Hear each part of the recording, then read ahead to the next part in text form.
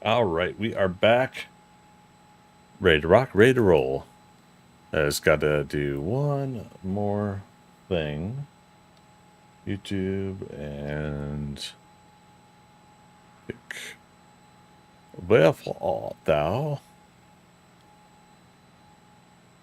kick chats.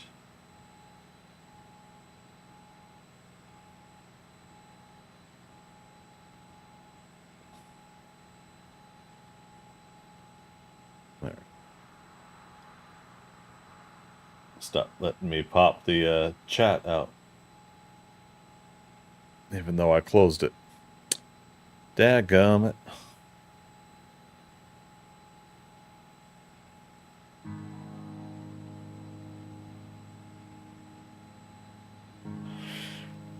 Yeah, for those that don't know, oh, right, the server's gonna restart soon.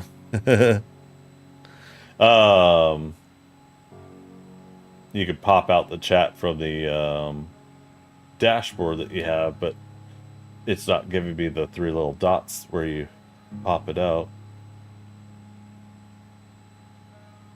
Alright, so I'm gonna have to glance over and hopefully catch chat that way. Okay. So much to do. Why do I do this to myself? Okay.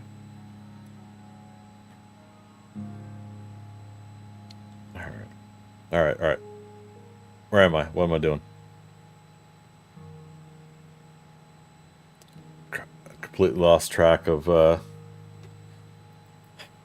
stuff. All I did which was switch streams. Okay.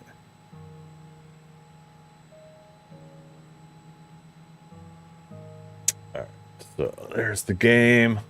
So yeah, if somebody could remind, or not remind, because somebody could help me. Does the stream title say ThunderCats Lair build day 1011? Things of that nature, just to make sure it's all accurate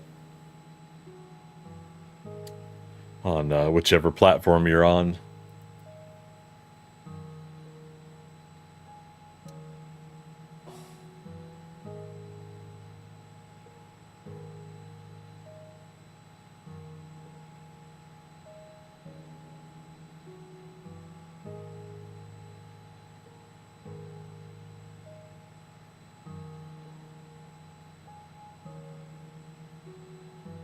Maybe that's it. Yeah, here we go. Pop out chat.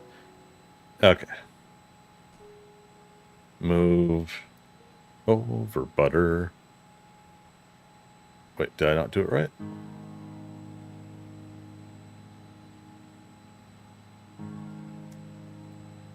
There we go. Yeah, for some reason, Kick Chat wants to always load off screen, so I have to do a move command on it. Okay, now it's realigned. Andromeda. Yes. Okay, so chat's looking good. Okay, sorry. What else? Notepad. This is one of the most difficult things about switching between these games, is that when I actually do a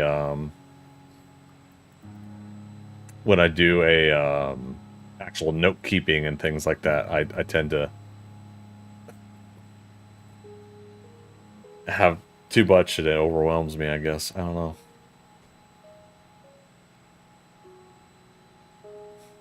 Okay. We're gonna enlarge that. Window capture.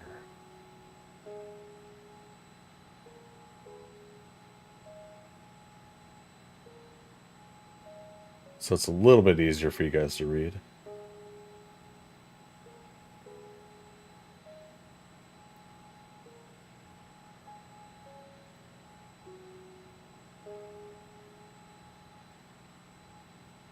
Okay. Let's put that there for now.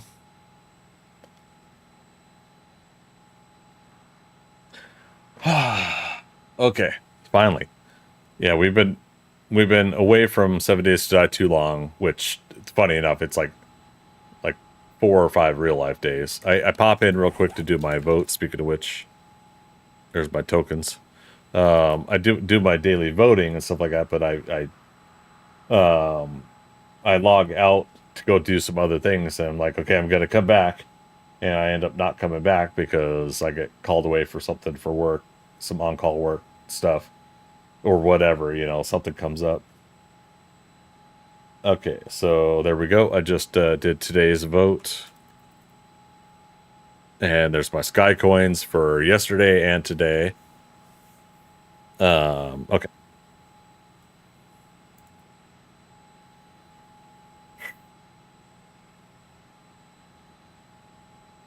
Man, how do professional streamers and content creators do all this? So much to keep track of.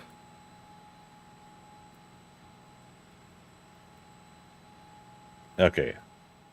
Now, as like, I should have done that while the server was restarting, to be perfectly honest. But move my bedroll over here because I know Dorkster was doing something with the bedrolls. So we're just gonna dump this stuff for now. Things are kind of mixed up in my inventory.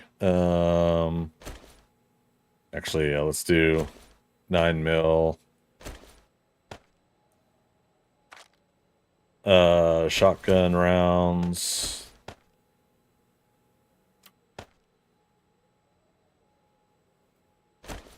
Okay.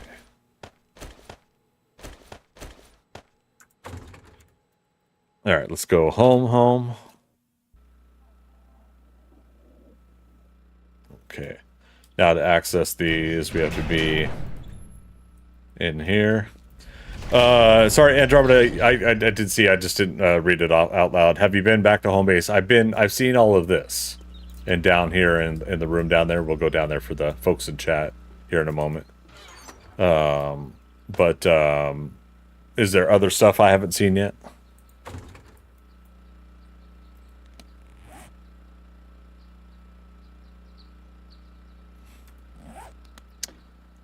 Look outside the base. Okay. We'll do that here in just a moment. Just a moment. Alright, we're keeping the stone on us. So. Server's about to restart.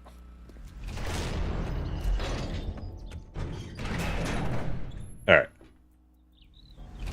So we've seen the runway, but again, for anybody that hasn't been here, Dorkster went ahead and got runway and helipad. This is new.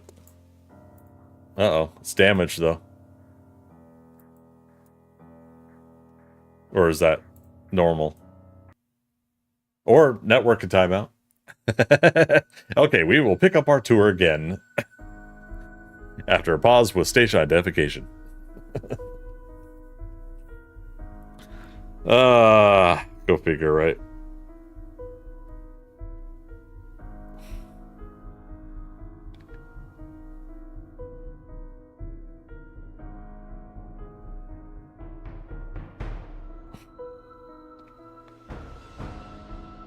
All right.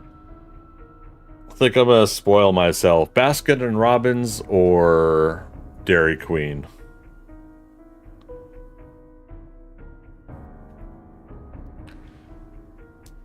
Yep, that's the newest thing to the home base. Nice. Andromeda both? I don't know about both.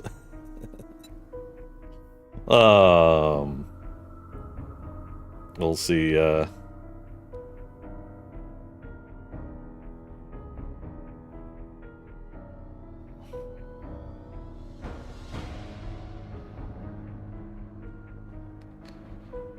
Now, technically, Dairy Queen, we could get food, cooked food also, but I'm not hungry right now. Choco dipped strawberry blizzard treat. Mini, small, medium, large. Oh, it's got to be a large. I'm a citizen of the United States of America. I must have more than I really, in a healthy way, should be having. I'll go and get a chicken strip basket so that we could heat that up later for adding food later. No dip. Large fries.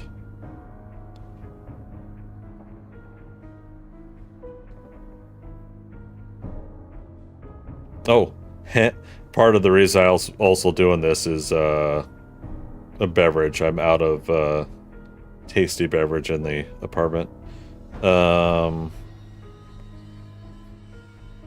What are the sodas?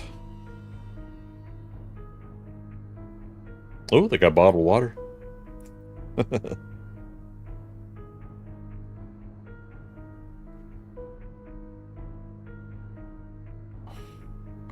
Soft drinks.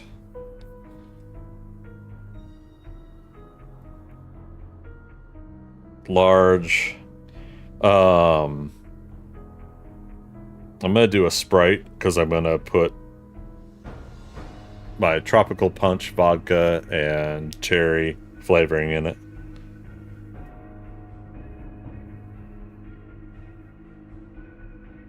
Okay. Orders in. You don't want to know how much that just cost me. All right, let's see if the server's back up.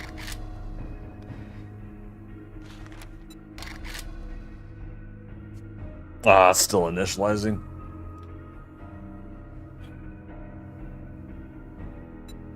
Almost there.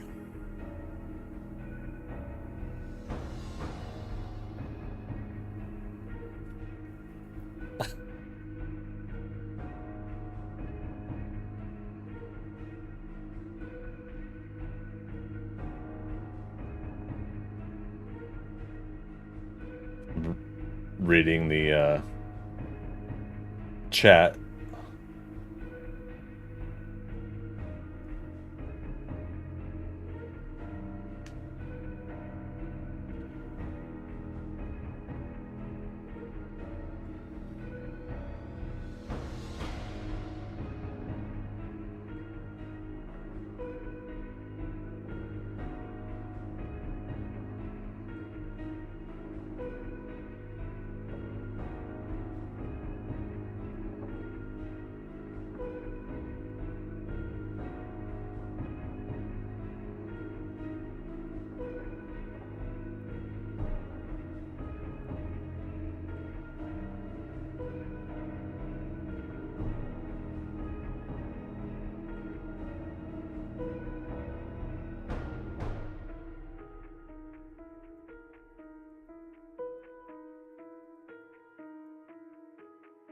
Okay. So somebody was having some instability issues with their build, and I was just chiming in on it. The one thing I still haven't tested that used to be a thing is if there's sand. If there's sand in mining nodes below your build, there is a possibility that that can cause some structural instability. But I haven't had to deal with that in quite some time. All right, let's get back in. Let's get this done. We got to knock out a couple thousand more blocks tonight at least.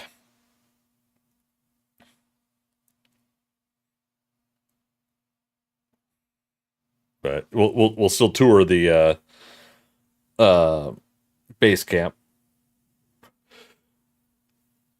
Oh, let's see what we've got. Oh, goodness me.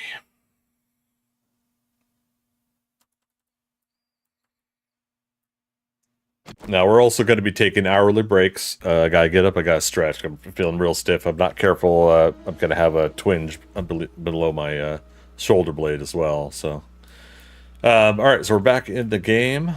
I'll show you guys down here. So Dorkster made a nice little rec room, bedroom, nice little hammock area here. Stove along with the piping and the exhaust lights on and off in here.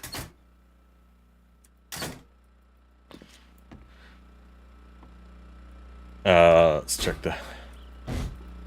Alright, Jennies are doing good.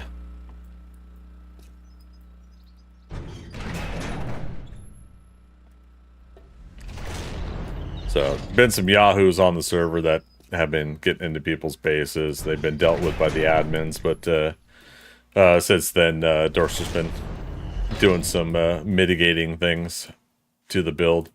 So back out here again.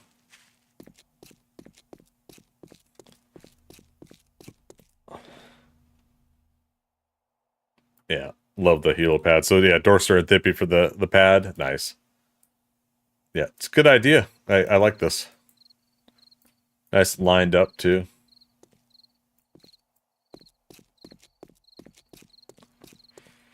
Dorster started painting and working on a little bit more of these towers off to the side here.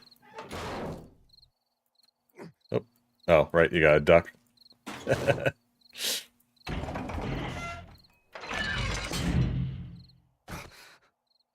Oh shit.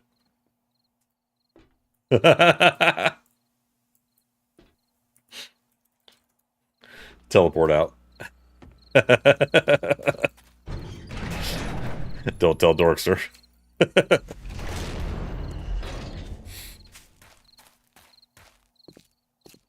Thank goodness for personal teleports, huh?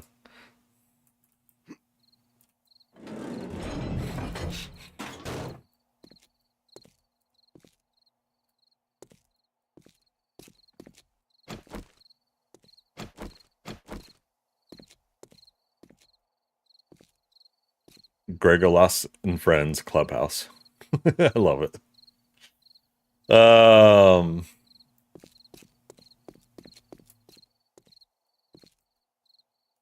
Yeah, so fun designs. I kind of like this. Builds up somewhat of a cage kind of feel to it.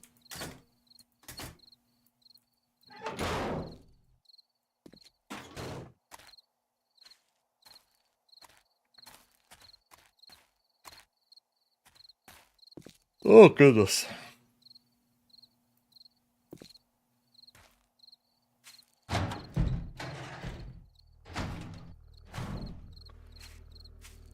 So yeah, really have enjoyed what we've been able to make out of this place. How it's expanded and what we've done to it.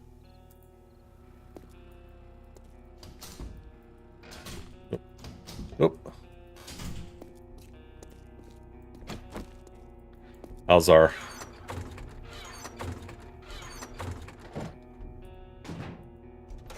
stuff over here looking? Sands. Like sands from an hourglass. So are the days of our lives.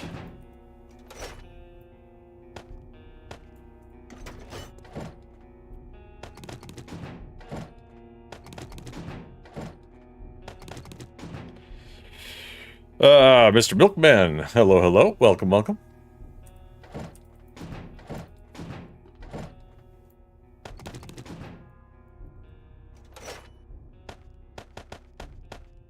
All right, there we go. Figure I'll at least help clear out some of that. We'll possibly get some concrete going here in a bit. Just gotta check on our inventory. We haven't been doing anything in the other workshops, so I'm just gonna leave those be.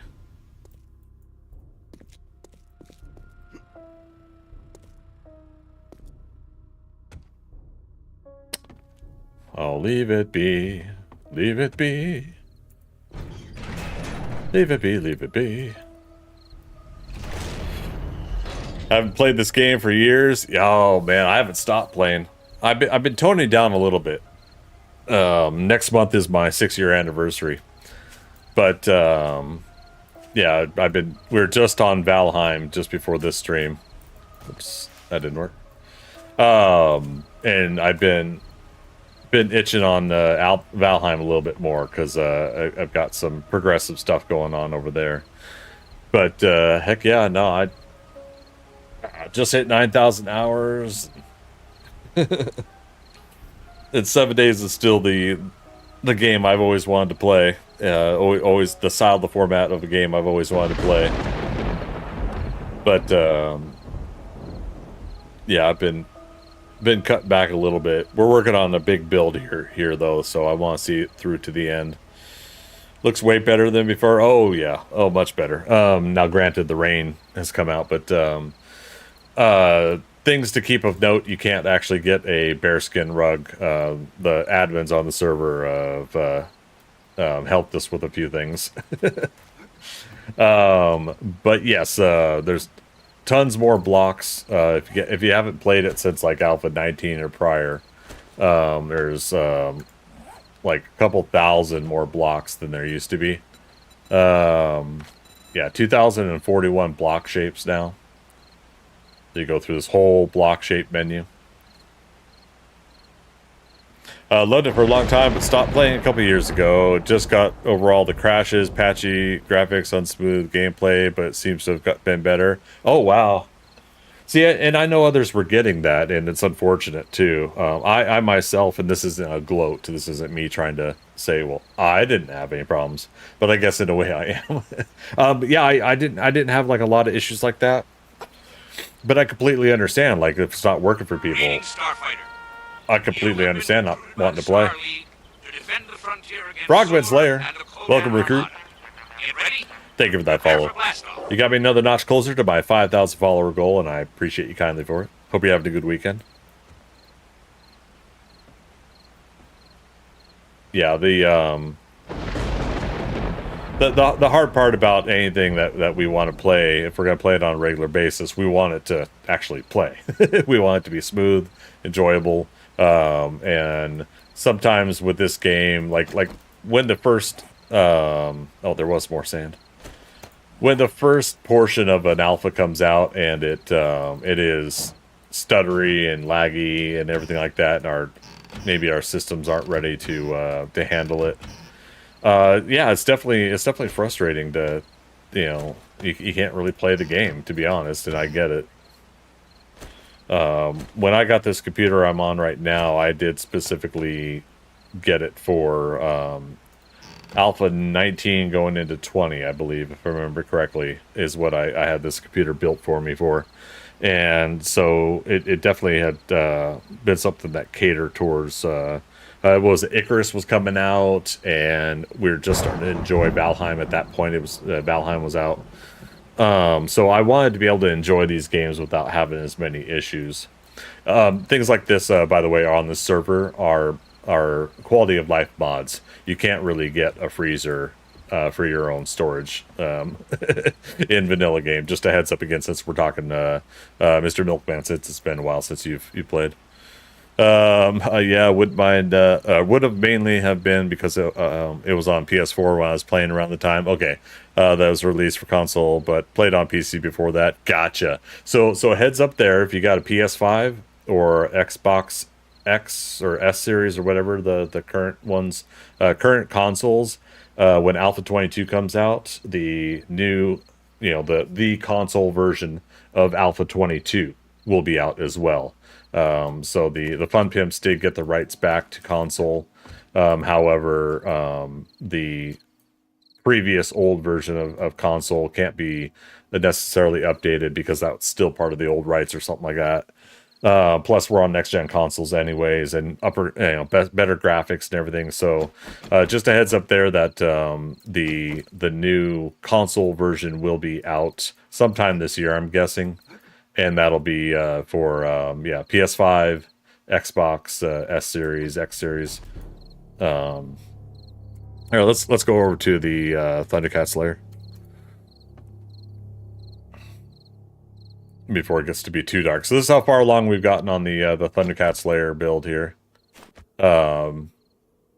We got a rough idea of where the head's gonna go, and the shoulders we're gonna work on.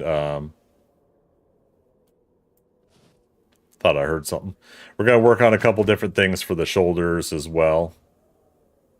Yep, I do hear something.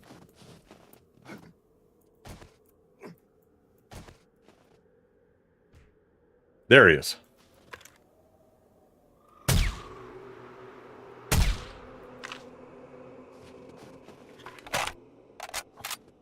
Hot dog, hot diggity dog, hot dog.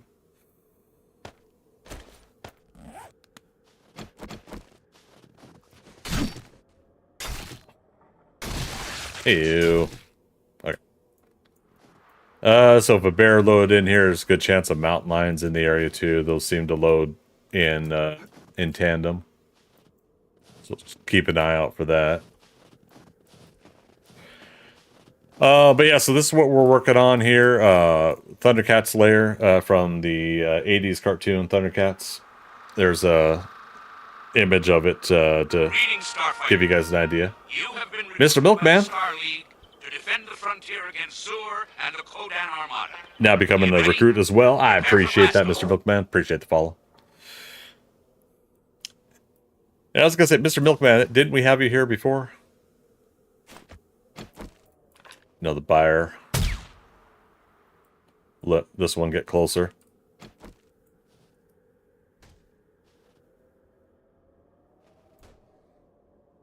He's stuck.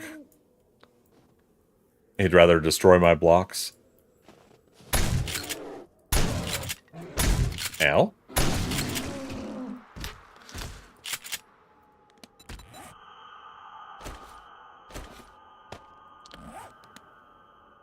You're not too sure? No, no worries. I don't know why. It's just like your Twitch name is familiar to me.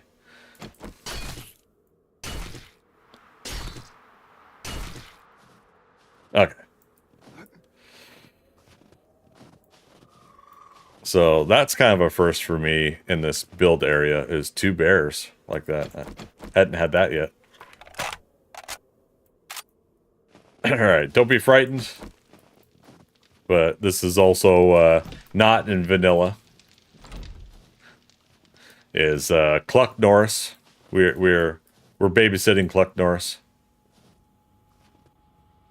So we built a little bit of a wall pen for the chicken. Oh, sorry. Cluck Norris, there you go. Thank you, Andromeda.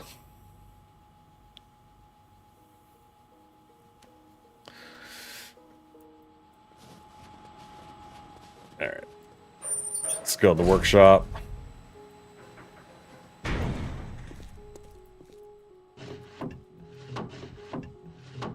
Oh my goodness. You guys spoiled me. Alright, so we got tons of concrete to work off of now for the rest of the build.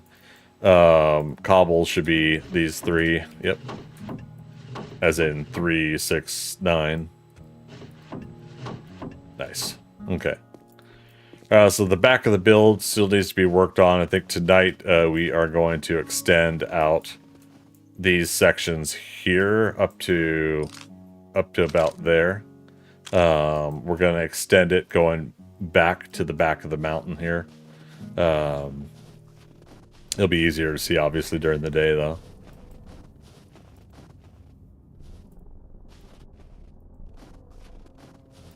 Temporary doors to get to the back.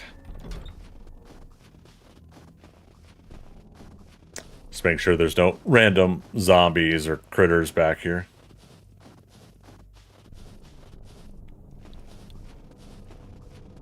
Funny thing is, we could check and then 30 seconds later something could spawn in. We don't have land claims on the back portion here, so it can, you know, it could randomly spawn in something inside the base back there.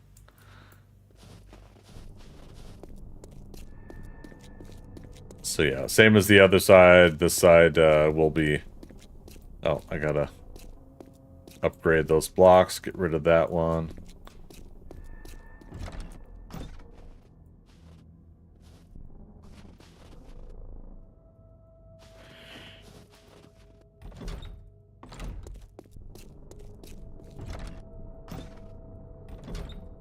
Okay, back to up front.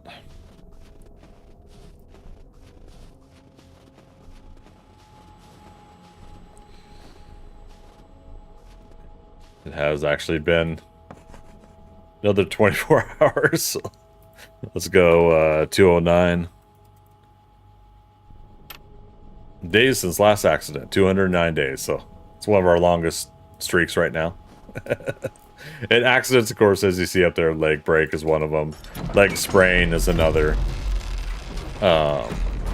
Take you up the staircase here. This goes up the neck of the chest and neck of the ThunderCats Lair.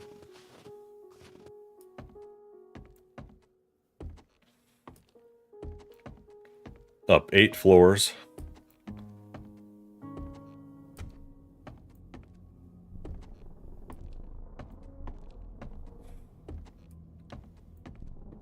So it's a heck of a climb.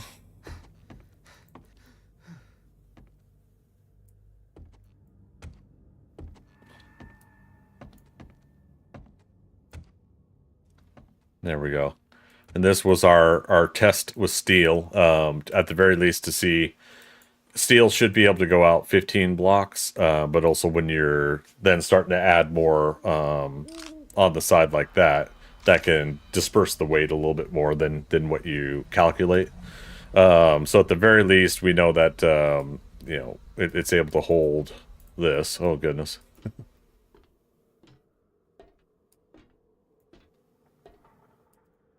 Oh. All right. So there you go. We lost a block. just from our body weight. Definitely thought it through. Yeah, so this is what I call the 10th and final build. I initially did an Alpha 16 version, and I did kind of ahead, but I didn't. It was too blocky, right? Because the blocks back there back then weren't very. There weren't very many big varieties of blocks. So I kind of gave up on it then. I tried to build it like almost like 8 other times before in other alphas, and I just kept giving up. Now, this winter has been a, you know, not only do we have Alpha 21, all the block shapes that we have now, but there was a good time to get this going again, and I have some people that were helping me out as part of my build group. So I said, okay, let's go ahead and do that. And then, unfortunately, like the last week now, my schedule's been kind of messed up, and I gotta do what I can to avoid both burnout and schedule conflicts, because in all actuality, we could have a good chunk of most of this done in 4 weeks worth of streaming. Not every day working on it 4 weeks, but the days that I stream and everything like that, we could have this build pretty much done. All that will be needed is doing interiors, but as long as the outside look of it is done, then I'll consider it done and final, as far as finally getting this going. Real life before gaming, yeah, it's just, I mean, Andromeda, you know how I feel. It's just it still creates a sense of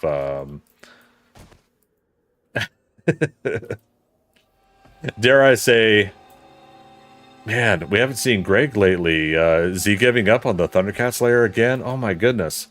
And I'm like, it's been 48 hours in real life. In some cases, right? You know, it's like it's been 2 days.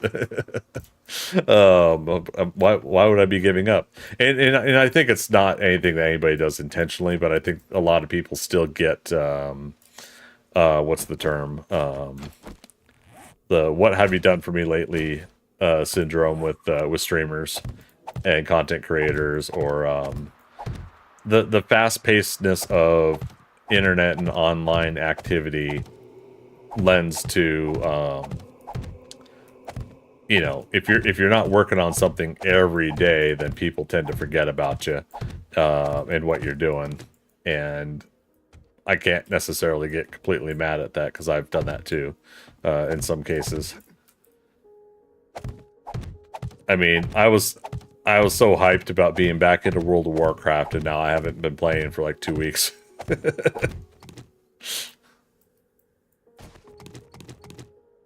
How long has this taken so far? We started just before the Christmas holiday. Andromeda, what would you say? Like the official build. Like it's day 1012 right now in the game time. There's always somebody on this server. So was that divided by 24? Hey Siri, what's 1012 divided by 24? 1012 divided by 24 is approximately 42.1666. Thank you. So 42 days, real life days ago, the server wiped and restarted. During that time, I spent the first week or so getting the character leveled up. We got that base camp going that you guys saw. And then I had to find a mountain that I was ready to build at. And then we found this mountain. So I'd say in 30 real life days, minus a week, 10 days at my parents' for Christmas, where I didn't play much 7 Days to Die. Yeah, so I'd say about 20 real life days, and then you cut that down to 4 days each week. Yeah, 7, 14, 20, so 3 weeks.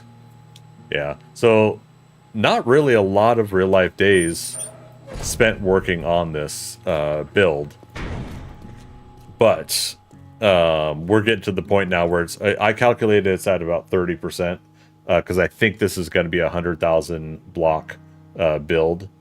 And so on my notepad file over here, we're at 31,500 blocks so far, and that's just the blocks that I filled in with concrete.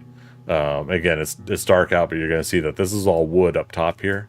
So you're looking at probably another 5,000 to 8,000 blocks here that I have to upgrade and finalize and make official as blocks and add to that total over there. About a week after the wipe, yeah. So yeah, we had to have time to build our characters up, because I wanted the character to be able to withstand the cold. And so not only do we have the insulator liner mod on, but I am well insulated 3 out of 3. And then the clothes I'm wearing as well are all roughly the max clothing that you need to stay warm. So puffer coat, the BDU top with the best, or as best cold resist stats as you can get. 9.3 is not bad at all. I think I've definitely seen something with better cold resist. BDU bottom, same thing, right? So just the fact that all that stuff stacked, your character now will not say I am cold, you know, this over here feels like 70. So this right here doesn't drop anymore at all. It stays at feels like 70 all the time. I lose my gaming interest after a few times a year, and whatnot because of work, gym, etc. Sometimes I can't get back into it. Yeah, so I'm an on-call person for my day job, and we have a variety of things that will happen. Sorry, I'm waiting for a food delivery as well. Ooh, bicycle delivery. So as an on-call person, you can't predict sometimes where you have to cancel a stream. Last night I had to cancel a stream, not because of an on-call situation, but because I actually had to work 6 more hours over my usual 9 to 5 schedule time. So once 11 p.m. started hitting, and I was just like, "There's just no way I can start a stream." I was just so exhausted. I laid down. Then I woke up at 3 in the morning. Couldn't get to sleep. I was like, "God, this is gonna screw up my sleep schedule." So I went ahead and I watched the first episode of Reacher, liked it, or I mean, loved it. I mean, I really enjoyed it. I watched the first episode of Percy Jackson and the Olympians. Seems pretty interesting, pretty fun. I like the kid Walker Scobell. I think is going to be a really good actor going forward. If he keeps it up, he was in that Ryan Reynolds Netflix movie where he goes back in time and meets his younger self, and Walker Scobell plays his younger self. And then I watched the first episode of gosh, what was the other one? Quickly, Robin to the Twitter account. Na, na, na, na, na, na, na.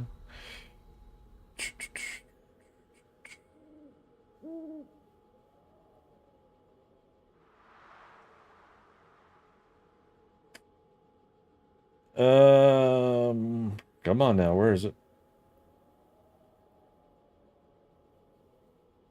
There we go. Ted. Okay, so the Seth MacFarlane Ted character has a TV show now, and so I watched the first episode of that as well.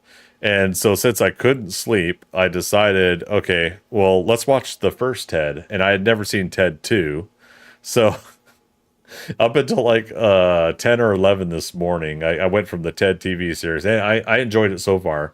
I enjoy the fact that watching Ted, whether it's the movie or this new TV show or whatever, the fact that like within minutes you completely forget that there is a CGI teddy bear, or either animatronic or plush or whatever they do to make it work. But you completely forget like that this is a damn teddy bear that's walking and talking and doing all those things. So yeah, so I watched Ted, and then I finally watched Ted 2, and I got grumpy because Mila Kunis wasn't in the second Ted in Ted 2. I read that she apparently was pregnant. Her and I think Ashton Kutcher had their first child, so she wasn't able to film. So they basically made a reason why she's not in the movie in story, which I didn't fully agree with, but so yeah, so then like part of me is wanting her to come back for Ted 3, and I'm such a dork about this, but I want like um Johnny, I think is his name, Mark Wahlberg's character. I'm like wanting somehow like him and the Amanda Seyfried and Mila Kunis to have like a polyamorous relationship, because it's just like at this point, like why not? Come on, Seth MacFarlane, I challenge you, do it. But yeah, here you go. The sun's out. You can see the build a little bit better here.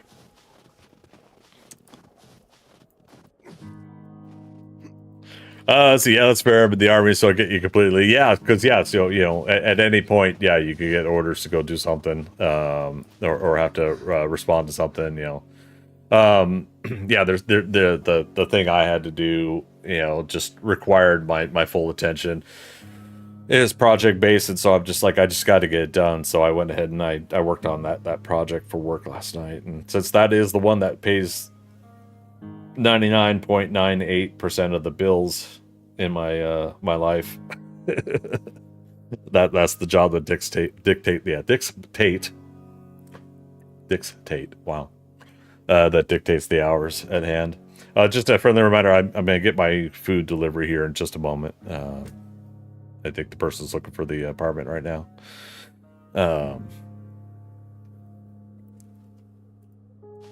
But yeah, so we'll be we'll be adding some more blocks here. Oh, so this was the thing. It's like we worked on. I worked on it before, and so I kind of worked on it a little bit this time. But the ThunderCats symbol logo, we're gonna try to make it twice as big. And yeah, if you guys see, I added scaffolding. I added ladders to the scaffolding. Whee! But yeah, so that's the ThunderCats logo that we're working on. So all right, give me just a minute here, you guys. My food's here. I'll be right back.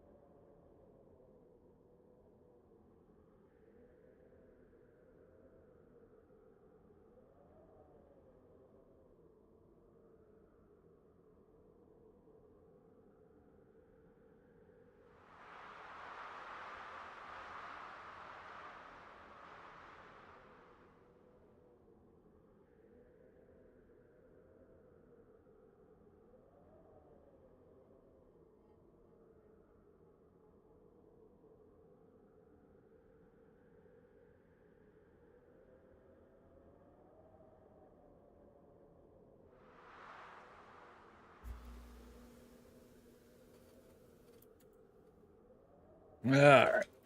It's Britney Spears! It could be Brittany. It could be Greg Scott Bailey. Who knows, right? They're so interchangeable. Um,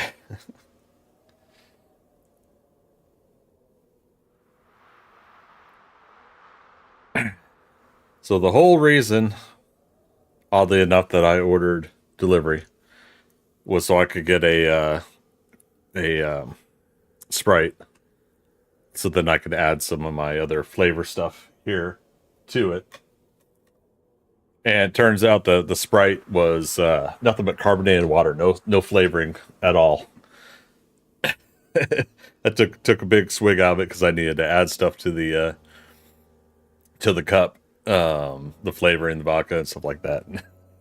Oh my god! Oh, just like the whole flavor and taste of that of just the carbonated water thing got to me. So Uber just refunded me the money. That's good. Uber Eats.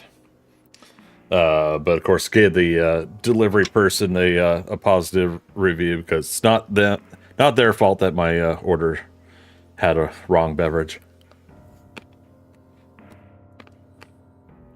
Mm.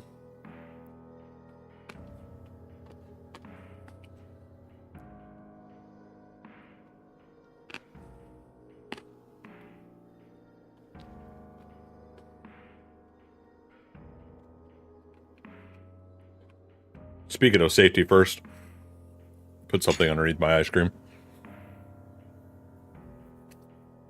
TV static water, yeah. And sorry, go back to your question right while I was taking that break. Yeah, I'm a divorced father of 3.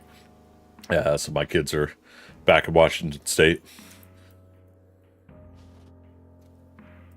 Okay, so anyways, there we go. So I don't know about twice as big, but we will end up working on a updated version of this.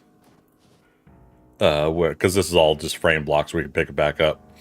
But we can get pretty darn close, I think, to the ThunderCats logo here, with the blocks that we have, and whatnot. You can see in the distance there my bridge I was building as well. That's just outside of load range. One of the things that dynamic mesh, Mr. Milkman, we were talking about how you haven't played in a couple of years.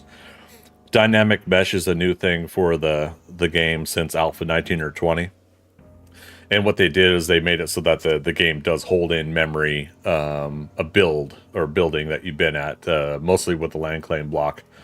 It'll register a ghost version of it as you're approaching the chunk from a very far away distance.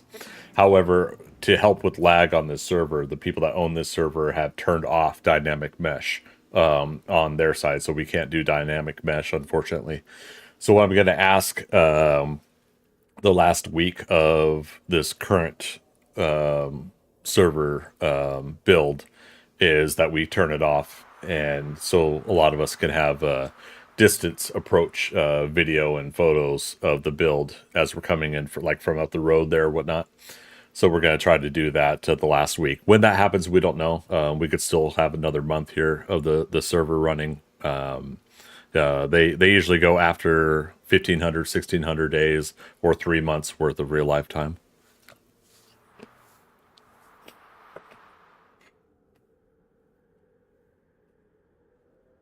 My goodness. All right. Thankfully that didn't fall on my shirt. I've got like 5 of these Marvel shirts, and this is actually the one that's worn down the most. And it was like that would be the next thing for this one, is to get a bunch of ice cream all over it. Anywho, but yeah, so you guys can see like where we're at with the build. Again, I gotta start working on the back portions here. Dare I say, part of me is kind of waiting a little bit on the head, because we're going to be piecing together the head. We're going to probably lose blocks. Things are going to fall apart. Again, this is a modified server, so there's no collapsing of the blocks like in vanilla. The blocks just completely blink away, and that helps with the server lag. So speaking of blocks,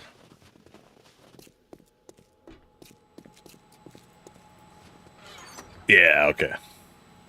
So I knew I had some more wood frame blocks here, and we got plenty of wood here. So for the job we're gonna do today, we got plenty to take care of what we need. All right, so what I think I want to do here, let's go to this portion here. And we're going to go all the way to the back, and we're going to do the same thing on the other side. We're going to build the wall up to at least that portion up there. And then I'm gonna see what I specifically want to do. Later on, we'll figure out what to do. Basically, you can kind of see on the photo behind me that's covering the in-game chat. You see that it, God, if I could do this right.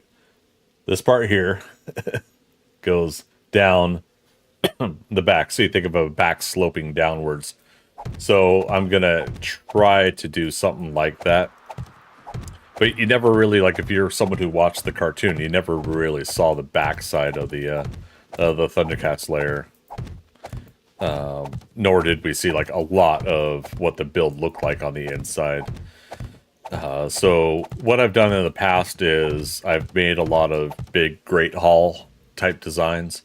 We're going to do that with this first layer down here, and then the next layer up there. We're going to work on it with the Great Hall design that I did before. But above that,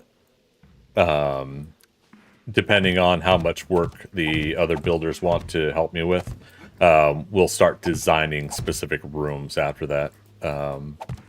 We'll see how it goes. All right, I'm going to continue this door system though. 1, 2, yep. 1, 2, buckle my shoe. Just because, like, when you're in the far back of this build, you might as well give yourself some doors to get through to get to whatever you need to in the back. If a random group of zombies were up here and they actually fell down here, one, they don't take any fall damage anymore, so or hardly any damage. But for two, yeah, we just want to go ahead and take them out real quick before they start smacking on blocks.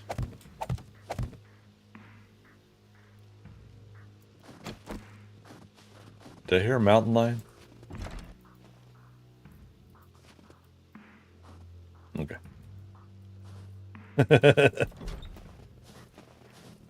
It's all the little subtle sounds in the game sometimes that I'm like, did I not? Am I hearing cars outside the apartment?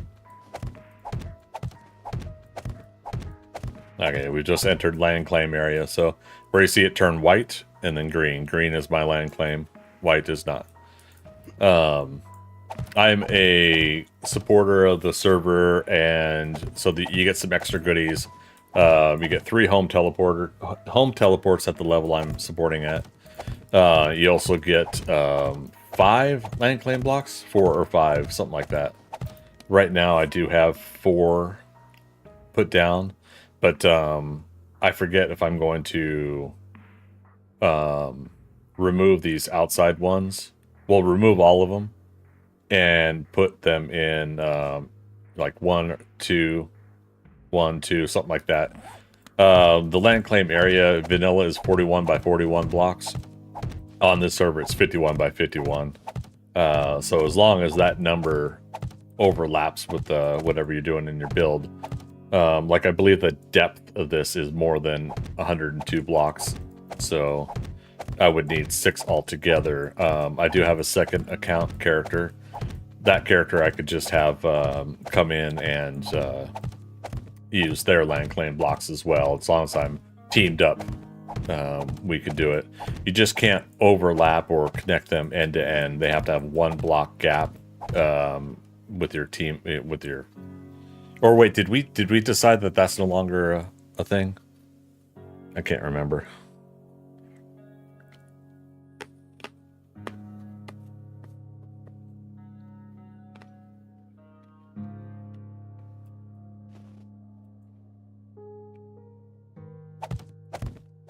We'll have to test that. Yeah, so for an odd reason, probably a good reason, but I don't know why. The Fun Pimps made it so that your allies they have to have one block gap in between your land claim and your allies' land claim, that you can't have them butted up against each other. Now, people have since corrected me on that and said that you can. But now I've lost memory if that was confirmed or not on this server. We did a small town build, and if you guys have not seen it, youtube.com, whoops, as I get cold ice cream, youtube.com/Greg Scott Bailey. And then, of course, anybody on YouTube can already see that. You're already on my channel. Again, we're multi-streaming, so for those that don't know, we're on all 3 platforms. But my YouTube channel has a tour video of that small town build. It was lots of fun. I could have done a much better video, though. Unfortunately, I was so exhausted by the time we were done with that build. But I did get at least a tour video going. I have a tour of the last build we did, which was just me and Dorkster on a desert plateau. Last map, and now this map is when I said, okay, let's get back to a big build and let's work on the ThunderCats lair one last time. And next planned build is not a critical big build thing, but when this server does wipe and restart, I'll be working on a Wastelands build, and it will be a home base and horde base all in one, which means also we'll be screamer farming and such. But I'll most likely spend the first couple days or week, like we did here, leveling up first so I can get to a level where I can survive in the Wastelands, and then I'll find a fun key spot where I'll set it up, and we'll knock them down. We'll do what we can to do that. It's gonna be a tower with a fence perimeter is the loose, rough idea I have. Build down to bedrock. I might do... Maybe... I might do a trench down to bedrock. I don't know. Doesn't 100% fit my idea of what I got in my mind doing a trench. But there'll at least be a fence perimeter. Problem with building a pit for the zombies to fall in is you got to make sure you've got something at the bottom of the pit, you know, to get the zombies to kill them before they collect down there and start breaking through blocks or whatever.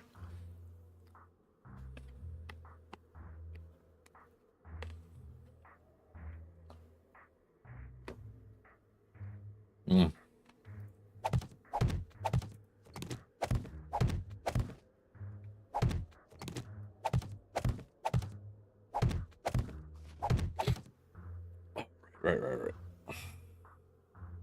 Put this back on Twitch. There we go. So yeah, lots of plans, lots of things I always want to do. Whether or not I get to them, that's the ultimate test right there.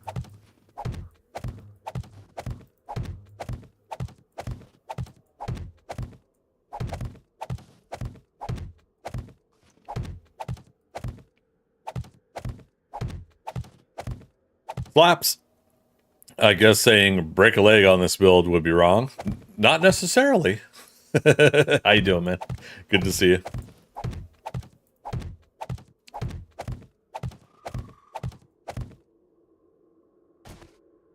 Wow. Dude, I'm gonna like start calling hacks that you did that on purpose to me. Somehow, some way. Like all of a sudden the server lags, and for some reason, like I have no reason to move sideways, left or right, but for some reason I did it right there. I call hacks.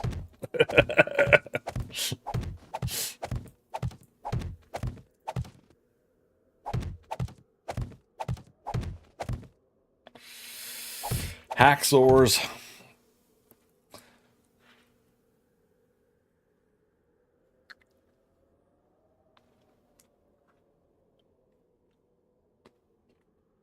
Mm. Oh my god, that's so good. Looks around innocently. Right, right.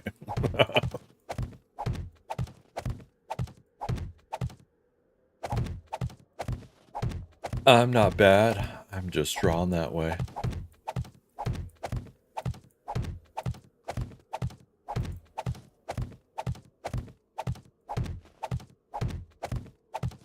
Speaking of drawing, still having issues with shaky hand. And mentioning earlier, my shoulder now is twinging. So, still not quite ready to do drawing streams on Mondays. So, we'll add Valheim to Mondays. Yeah, starting this Monday, we'll be doing Monday and Tuesday Valheim, Wednesday, Friday, Saturday, 7 Days to Die. And of course Thursday also for Valheim. So Monday, Tuesday, Thursday, and Saturday afternoon Valheim, and then yeah, then Wednesday, Friday, Saturday evening, 7 Days to Die. A lot of this is still subject to change due to work schedules and burnout time, how my energy feels, but that's pretty much the loose calendar right there. Once we get further along in Valheim, I might turn Mondays back into either drawing session or whatever I kind of feel like at day. Which may include also either playing a new game or playing another older game, playing some Overwatch, Rocket League. I do want to chill out a little bit more with Overwatch, but I do want to keep streaming and playing it. Rocket League, I'm pretty close to getting my highest rank ever in 3 versus 3. I'm close to Diamond 3. I'm back into Diamond 2 again. I had to grind back up and get it. Dropped all the way to Platinum. So, been working hard and grinding back up to Diamond 2, and so now I'm not too far away from getting Diamond 3, which will be the highest I've gone in Rocket League. I'm not very good at 2 versus 2 or 1 versus 1, but 3 versus 3 seems to be the play style that suits me the most, as far as rotations, as far as being able to adapt to a lot of the different play styles that a lot of players have. So, yep.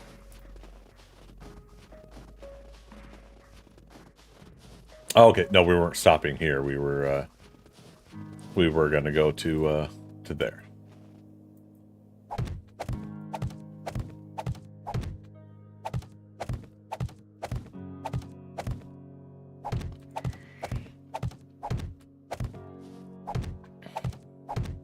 Oh, so I was talking about Jack Reacher, Ted, and Percy Jackson. So I watched those 3 last night, the first episodes of each. I think Jack Reacher is going to be the one that I go back and watch the second episode next, and depending on the time available, I'll try to finish up season 1 and see how it plays out. I think the biggest thing for me, unintentional pun there, is Alan Ritchson, the guy playing Jack Reacher. I remember him playing Arthur Curry, or Aquaman, in Smallville, in the Tom Welling Smallville. And I really liked his portrayal of the Aquaman character, and I was like, I really wish they could, have this actor in more stuff. and it's kind of funny because it seems like 15 years later he's finally come to his own playing Jack Reacher, and I everybody I talk to speaks so highly of him, to the point that some people are saying he should be Batman in James Gunn's new DC universe, But yeah, ultimately I think James Gunn's going to get the right actor for what they're thinking of for their DC universe, so I'm not worried about it. But that would have been kind of funny, like if he got the role of playing Batman when he had played Aquaman before. Now, other people have been talking, speaking on that topic of Batman, Jensen Ackles. And it's kind of interesting because Jensen Ackles had played, is it Nightwing, Red Hood, in some of the animated stuff. He did the voice, and then I think he's done Batman's voice in some of the more recent animations. But then he played Soldier Boy on The Boys, and so he's kind of already doing like not only like the DC, but then like, you know, he did the kind of the Captain America ripoff character of Soldier Boy. So I mean, he's kind of like an obvious choice, but maybe too obvious to pick for the role of Batman. But if they were to sign up Jensen Ackles for the Brave and the Bold Batman that James Gunn's put together, I'm 110% on board. You know, I think he'll do an amazing job. So I'm looking forward to that. Whatever decision they make for Batman casting, I'm sure it's gonna be fine. But yeah, going back to Alan Richardson, playing the Jack Reacher character he plays, there's just something really enjoyable about big 6'5" muscled guy, but also very analytical. He's a very analytical kind of guy too. At least for the first episode, I really like that character, and I'm really hoping that this doesn't end up being a bad thing. But I'm like majorly crushing on the female police officer that we get to know in the first episode of Reacher, and you know, because like she has this like, how do you say it?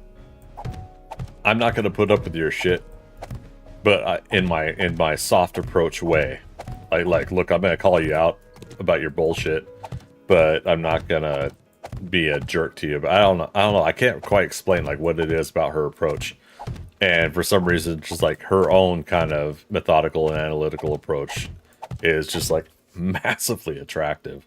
So yeah, I would love to see that her character continues on, hopefully, because I really like the having her in that first episode. No nonsense, Blue Joy. How you doing? Yeah. No nonsense person, but she also knows like. But there's no reason for like name calling or challenging someone who is obviously more physically stronger. To you know, to go against their own grain. Call somebody out with the no nonsense approach. Yeah. I don't know. It's just something really just enjoyable about her character, and then let alone the other characters have been pretty cool too. And of course, with it being kind of procedural case driven, you know, I can't wait to see what the you know, no spoilers obviously if any of you guys have seen it, but I can't wait to see what the end result will be of the kind of the mystery they're going to solve.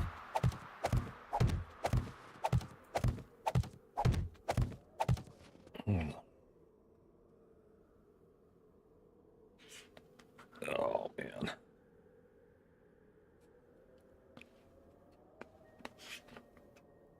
I'm starting to melt pretty good, but not too shabby.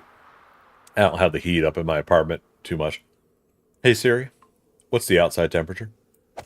It's 21 degrees outside. Thank you. Of course. 21 degrees Fahrenheit. Yeah, when I opened up the door, I was like, ooh, okay, that's a little chilly.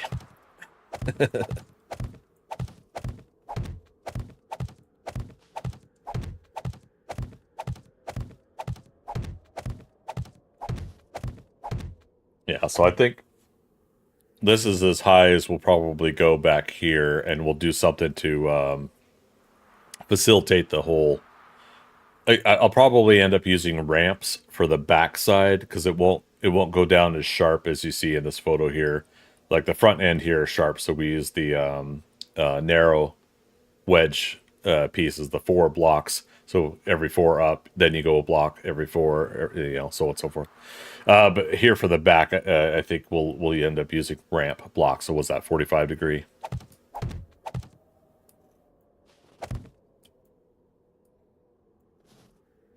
Work is dragging us. I needed a distraction, so here I am. Well, it's always a pleasure to have you here. And I didn't get a chance to respond. I think you were the one that sent me a message, right?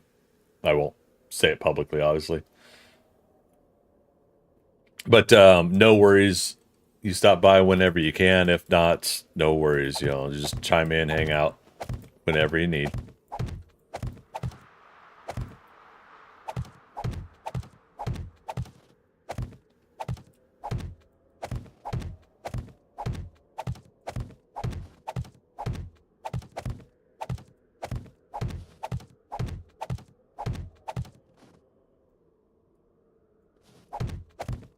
Um, yeah.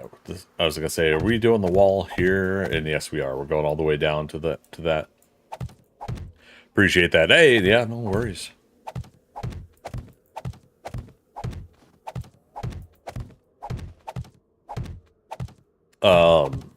Percy Jackson. I did mention it was fun, but it hasn't quite grabbed me yet. But I like the start of the mythology that they're introducing with it. I have not read the books, and I have not seen the movie that they did. I don't know if there was a second movie or not with the movie they tried to do, but now with this TV series, they're apparently starting back over again, and so far so good. I think I mentioned before the young kid actor Walker Scobell. I think he's got a lot of potential ahead of him. Hopefully steers clear of the whole young actor trope of whatever. But I think it's got an interesting start to the mythology and the world. But much like Harry Potter, and a couple other of those style of fantasy story, long form, get them where they're going kind of stories. I could see where it's going to be an investment where we're going to have to wait a while before some end results of storylines. But I don't know. So far, it's fun. I don't think it's gripped me as well as like Reacher and like I was saying with Ted, to say that if I were to miss a week or something like that, I wouldn't be bummed out, and come back and finish it again another day. From what I understand, though, I think it's done with its first season, so I don't have too much to to worry about there. Anyways, so I think it's cool. I do at least want to see it through so far, to see how the rest of the season is. And then Ted, it was just the right kind of humor last night for me to watch the new TV version of Ted. And again, I was mentioning it earlier. It's like how the hell they were able to pull off making a teddy bear look alive, and so much so that it you forget that it's an animated thing. Within minutes of watching the now the TV show version. The movie, you kind of figure, well, movie, you hope that the budget would be good enough to do that, but the streaming version of Ted's just as good. Not that it gives anything away. Penny Johnson Gerald, I think is her name. She had played the Doctor on the Orville. Oops, about my microphone. Apologies. She had played the Doctor on the Orville, but some sci-fi fans will know her as Cassidy Yates from Star Trek Deep Space Nine. And I don't know why, but like, so Ted takes place in 1993, which, if I remember correctly, that's when Deep Space Nine came out, right? Let me double check. But Cassidy Yates, I think, didn't come into it till like season 2, something like that. Okay, for some reason, Internet Movie Database is taking forever. Star Trek Deep Space Nine.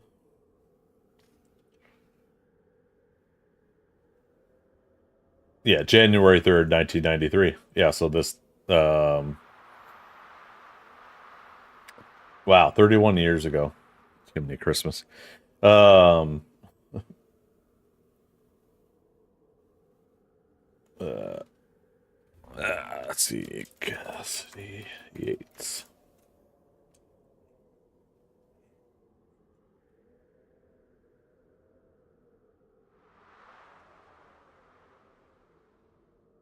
Okay, season 3. My apologies. So if it's season 3, then 93, 94, 90, so 1995.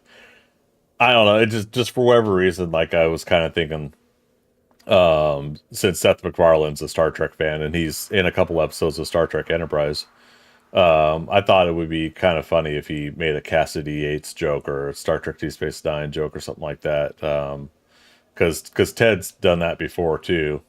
The first Ted movie, Ryan Reynolds makes a brief appearance as a lover of Patrick Warburton's character. Oh, because it turns out I'm actually gay. And then Ryan Reynolds is the lover. It was awesome. But the and then Michael Dorn plays that kind of character, Worf, in Ted 2. And Nana Visitor plays the adoption person in Ted 2. So it's like he's always having like these Star Trek actors in there. So I would love to see a Cassidy Yates joke in the Ted TV series. I think it would be it would definitely be like not everybody would get it, but very inside jokey, I think.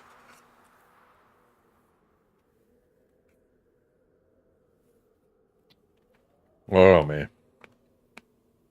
Okay, so we've got this side. What we're probably going to do is we're probably going to have to continue these columns here, just to ensure that we have that stable of so that kind of stability for whatever we're going to put in here. Now, if you notice, I didn't continue the column support up to that next level. The only thing I really needed it for was the front part of the arm.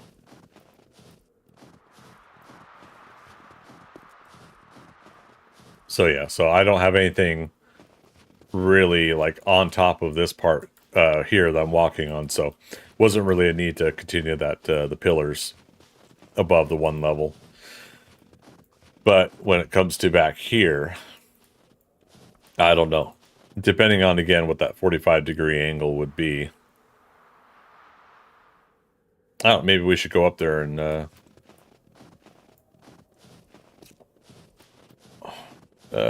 where's our ladder going up here?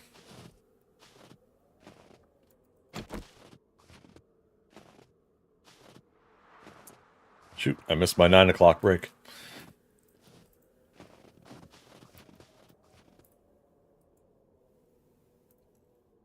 Oh, wait. Oh, shoot. We got to go. Not necessarily.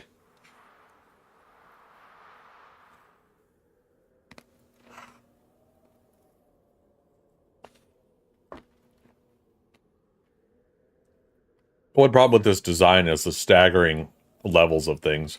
So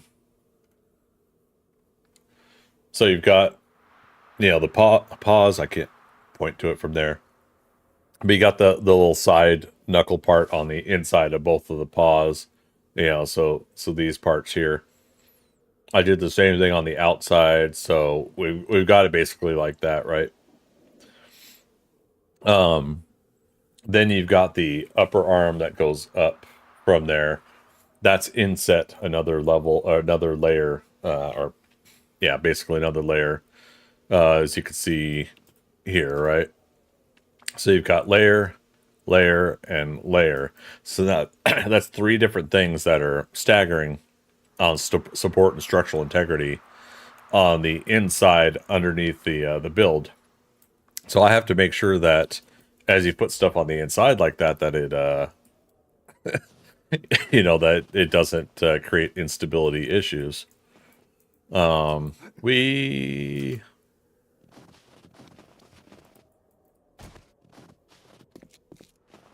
and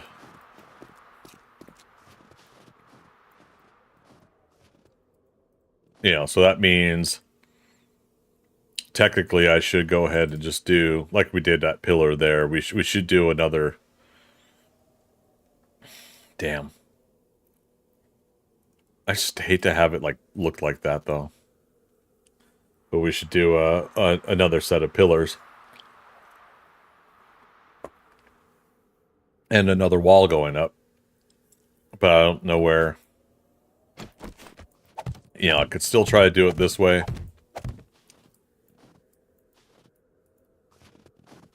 Yeah, let's go downstairs.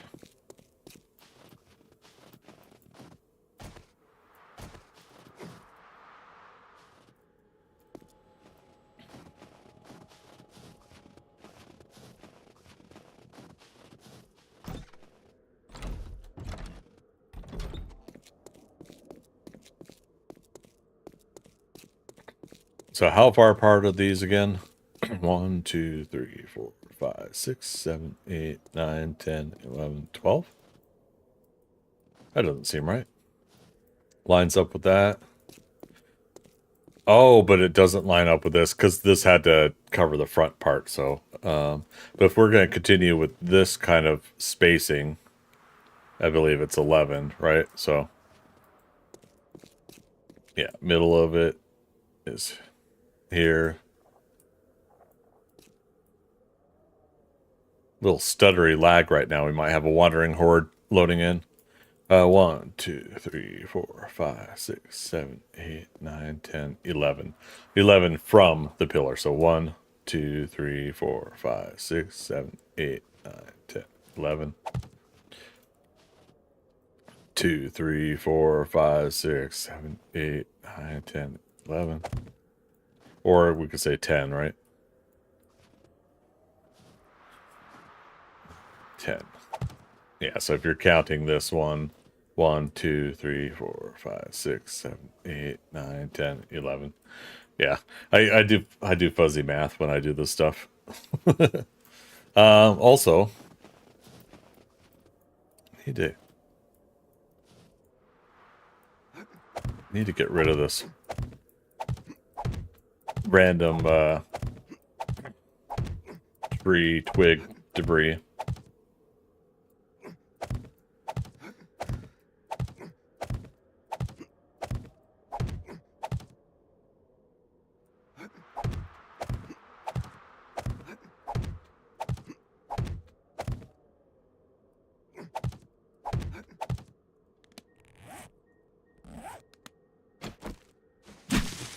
There.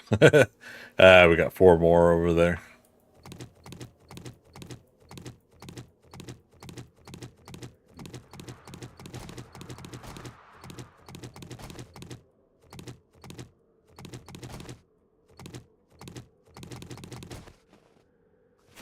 Okay.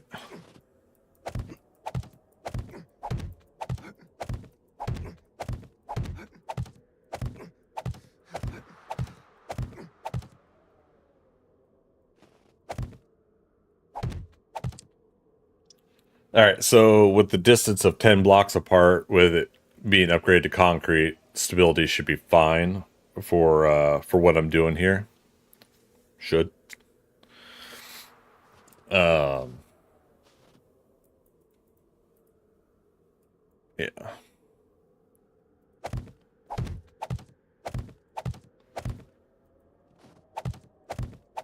So we're eventually going to be building out at a 1 block per stagger like this, because then we'll put ramps in on those. But that's going to go all the way up. Yeah, we'll make the shoulder go back about that far. So yeah, that'll go all the way up to that point. That works.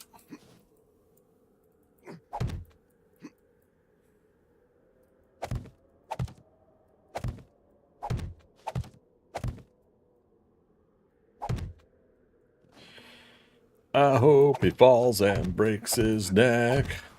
I'm sure he'll fall. I don't think we're lucky enough to have him break his neck.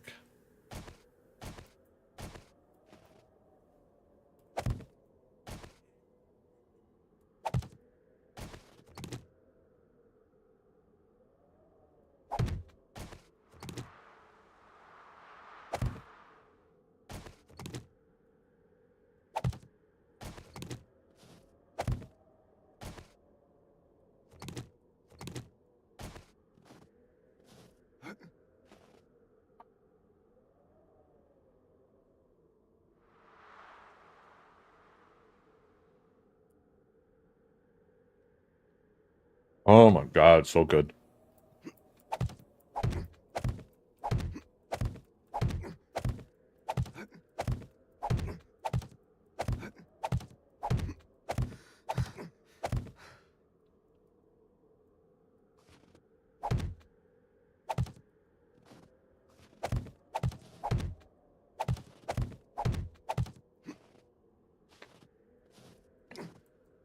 Let's keep going.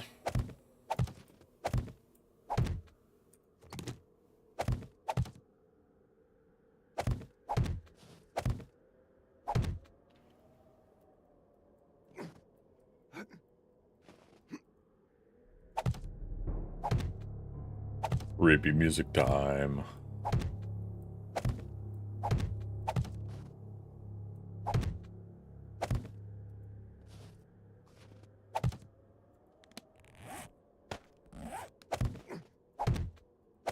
And we went through a lot of wood blocks already.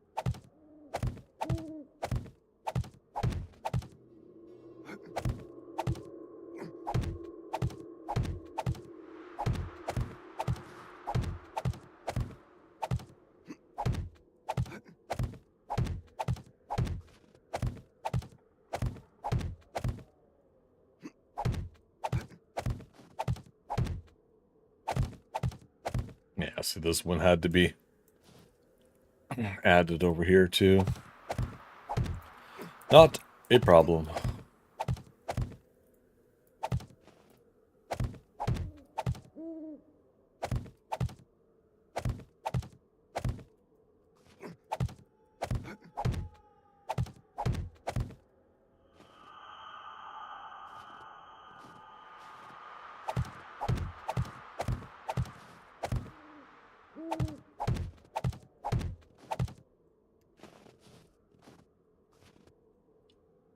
We'll want to build that up too, just to make sure it's got stability. It's all about the Pentiums, baby. Wee.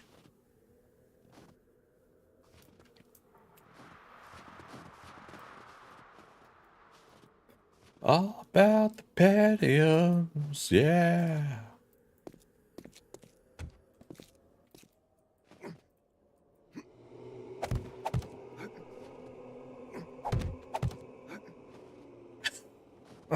Just building these arbitrary steps just to get to it.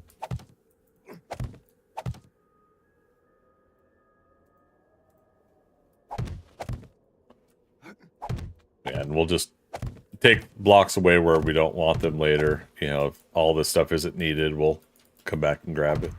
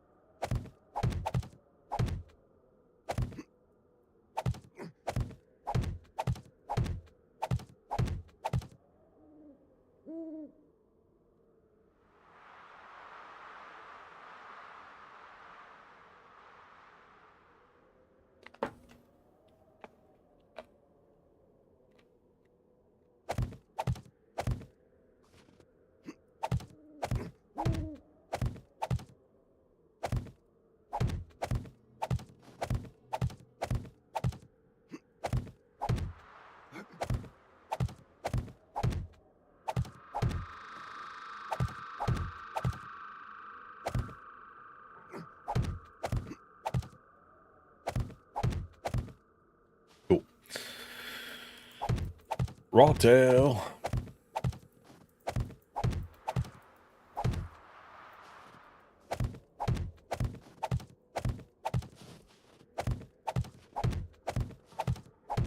Okay.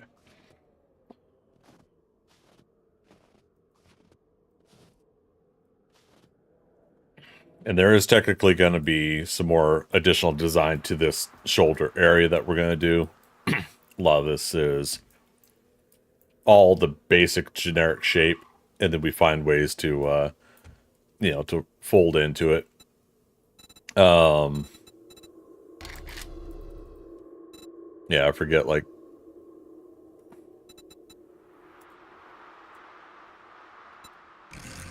something like this,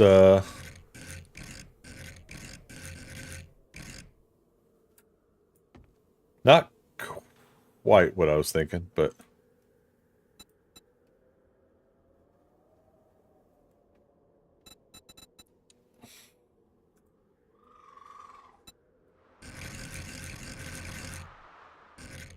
oh wait, this isn't the narrow, this is the regular wedge.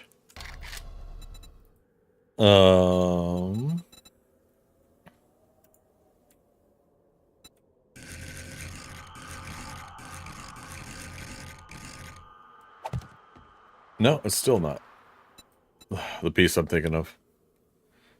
But you guys get the point that, like, there should be different different pieces that will fill in some of these gaps and corners that I can that I could then use to make the angle of the neck more roundish looking and everything. It's all stuff that we'll get to eventually.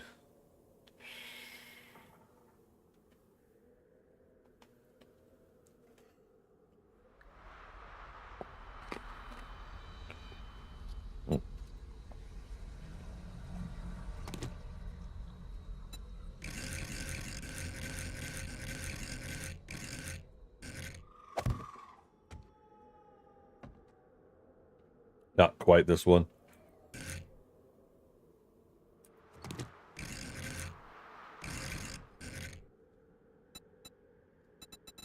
But similar. Oh well. You guys get the point.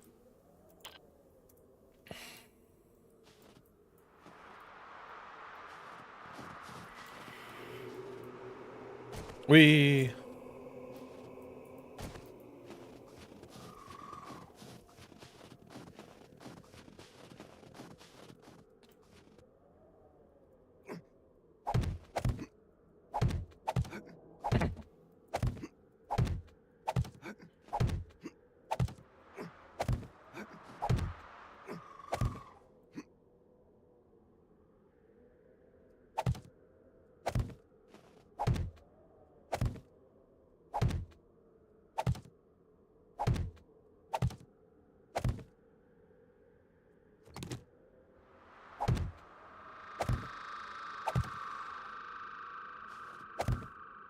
Never hurts when doing a big build like this to turn around and look behind you so you can make sure you've got enough room when you're backing up. There's a reason why I have 12 leg brakes on this project.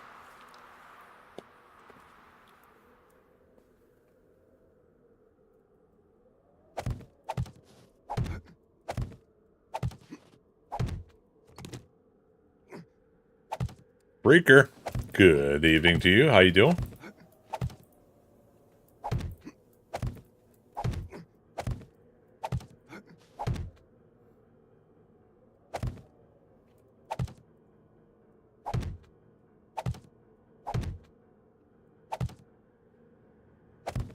Oh. Nobody told me that the image was still up. We did earlier, but now I know you guys weren't watching.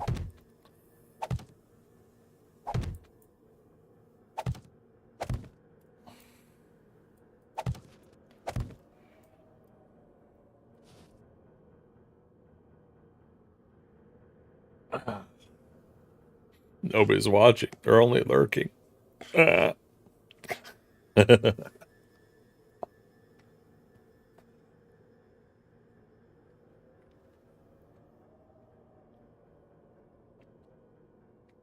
I don't know how long that's been up, though, either. All right, let's...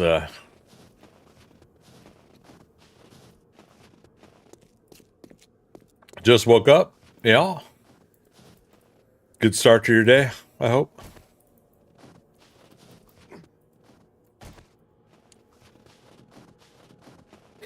Lurking is appreciated. Lurking is always appreciated.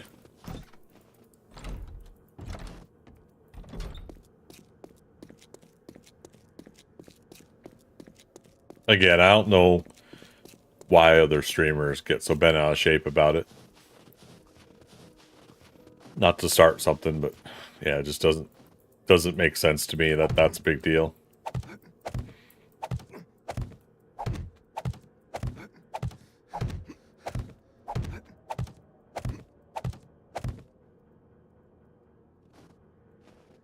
To the point where I heard, like, some people saying that they actually ban lurkers. I'm just like, how does that make sense? You know? People will interact the way that they want to interact, you know? It's just the way it is.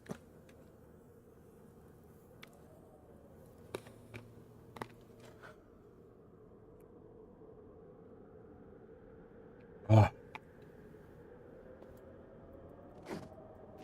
So effing good.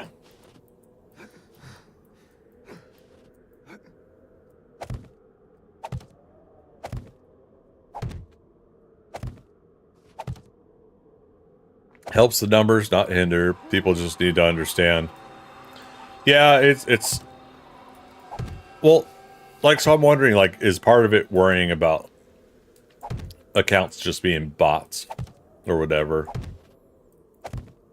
Like, I can understand a little bit of hesitation because they want it to be legitimate people. Or sometimes is it that the streamer, content creator doesn't... They want, like, validated interaction, which requires the conversation and not people just lurking. But they approach it from a more hostile standpoint, you know, like you have to interact with me or don't come by at all. But it still seems like just so odd. You're complaining about people coming, sitting and watching. Like, if you're performing on a stage, are you wanting everybody in the audience to be talking to you, you know? Now, the equivalence there is probably more so everybody's eyes are on you and they're sitting and watching and watching the performance, you know. So there's a little bit of that validation that some folks do that are stage performers, the stage theater performers. You can see the audience is paying attention. Obviously, if you looked out to your audience and everybody's on their cell phones, maybe that's an equivalent where you as a stage performer could get a little uptight. Oh. Blue Joy, I'm listening while straightening shelves at work. Can't be on my phone too much. Oh, yeah, there you go. Yeah. Mr. Milkman, I'm listening while playing 7 days myself. The company is good. Nice. Yeah, always pleasure. As long as my sounds don't conflict with your sounds, right? Like you hear a zombie and it's like, wait, is that in his game or is that in my game? They want conversation mostly, yeah. And so do I. But I just don't see the need to push that upon others, right? Like it in a hostile way.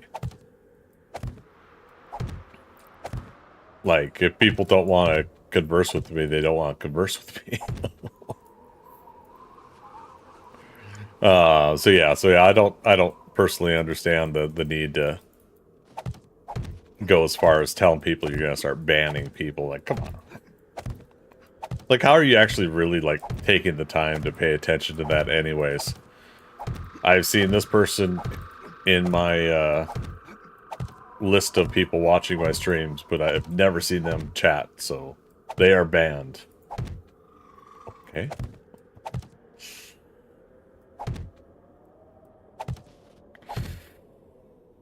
Oh.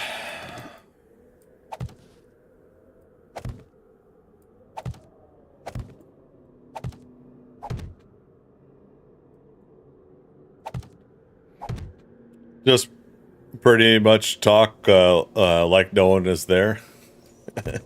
Oh, you tell me? Yeah.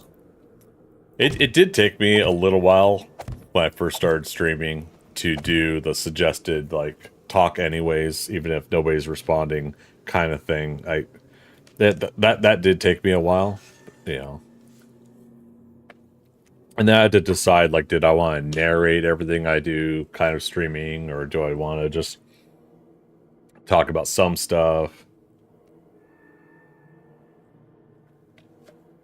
I think since then I found a pretty happy middle ground.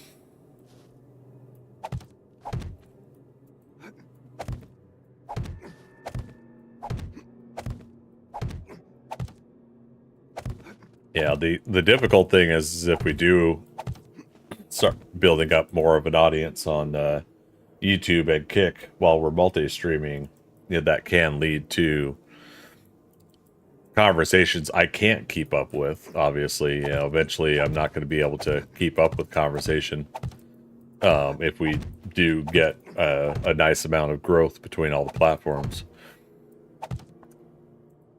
So part of me wants to say enjoy it while we can. The real-time interactive chat that we can do. Oh.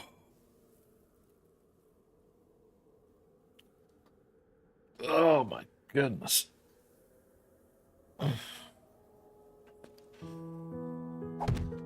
The morning chime.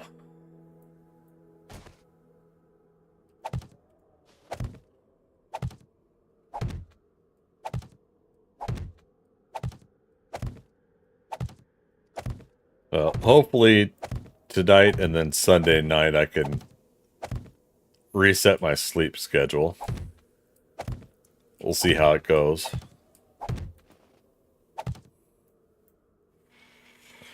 Speaking of which, though, I gotta...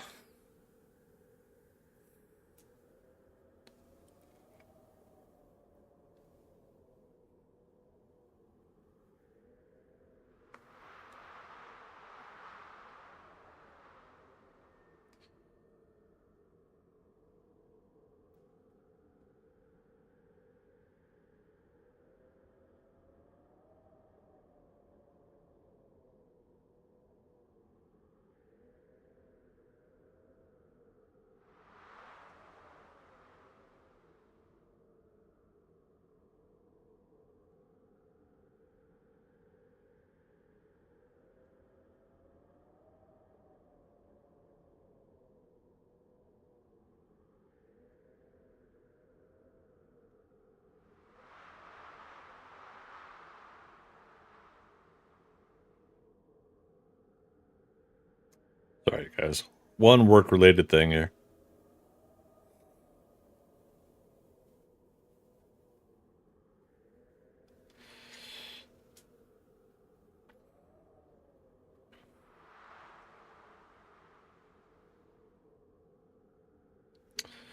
All right. Yeah, I heard you threw that out the window. Wait, sorry, Freaker. What did I throw out the window? Uh-oh.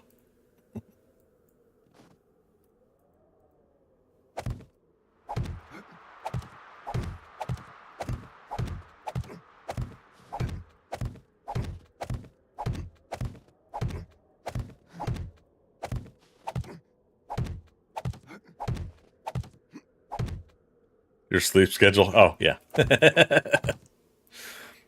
Yeah, this past week's been crazy between all the on-call stuff and everything for work, which I've had in the past before as well. So I just got to get back on track again.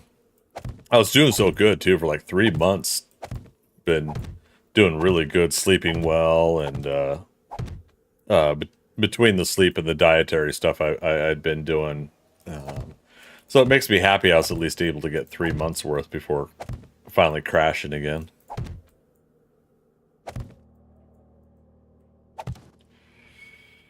All right, we're getting there. Should be this next row of next row should be part of this last bit.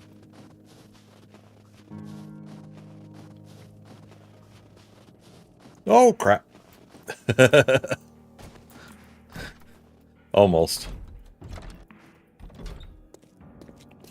That could have sucked.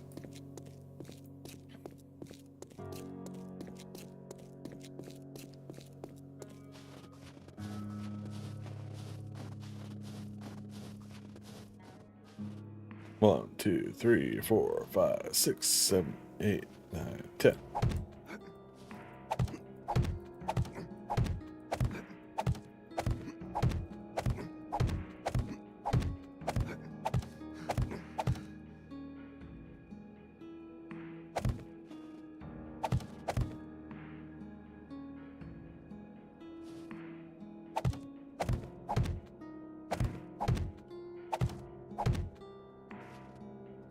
Oh man.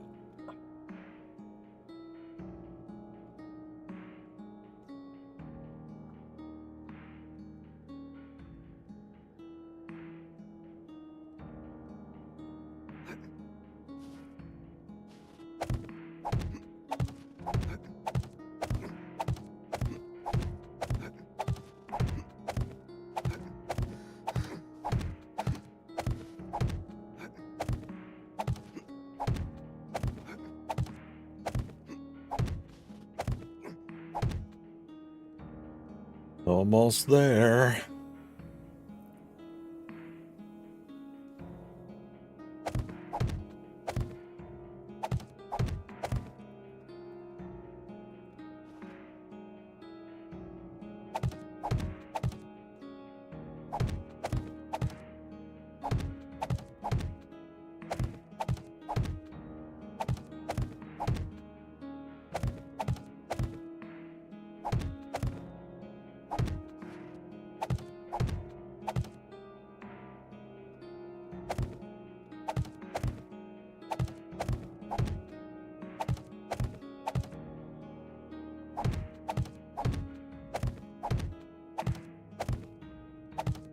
Like some of this we just have to do to see how it looks.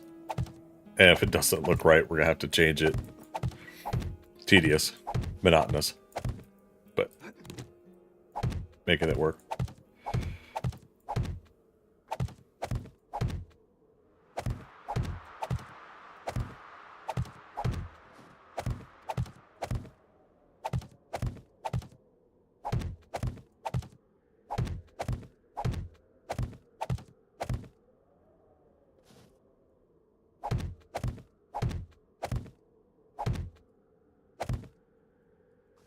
Okay.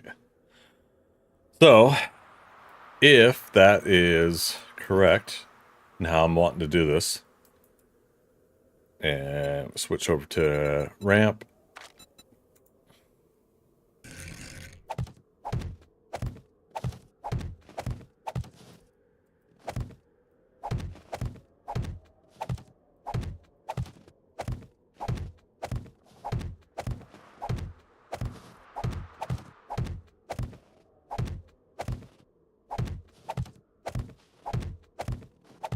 Okay.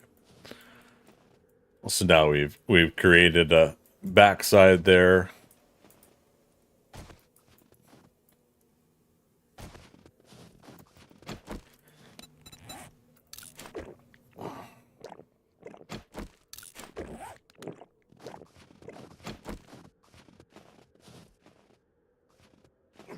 Oh crap. We made it. Ooh. Alright, so what do you guys think? That pretty much kind of what we got there. And we'll can't see it from this angle, but again, as a reminder, I will be trying to do the whole cape cowl thing, so the shoulders are going to be different from what we see on this sample. There are a couple different versions of the ThunderCats layer like that.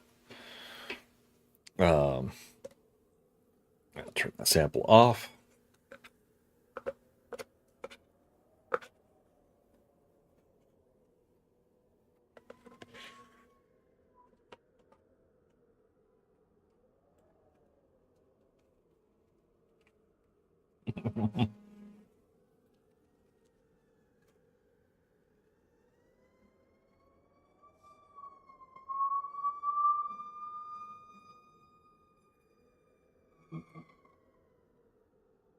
Wee you, wee you.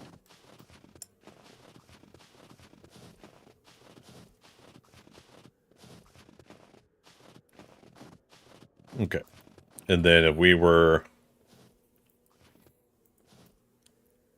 to do this from the back side,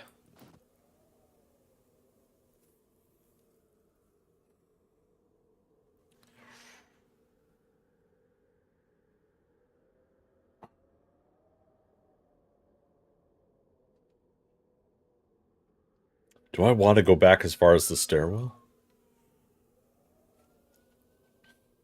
Fire truck or ambulance? Fire trucks. Well, they might have an EMS car also at the fire station.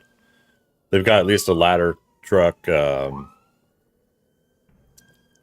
they got standard fire engine, hook and ladder, like the sergeant or whatever pickup truck. But I think they do have an EMS car as well. Truck.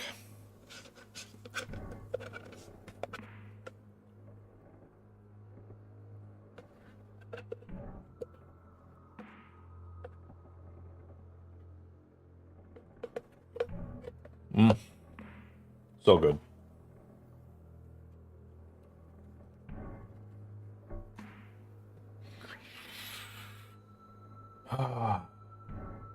Oh, shoot. 10 o'clock. Time for another top of the hour break, you guys. Let me get my character to a safe spot. I'm going to be taking a 5-minute break. And then we'll come back and start upgrading some blocks, including the front arms here.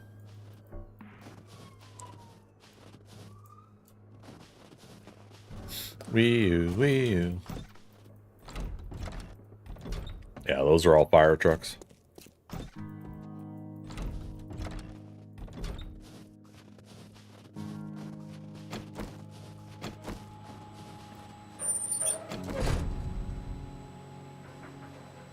All right, give me 5 minutes, you guys. I'm going to take a break, get some stretching in, and I'll be right back.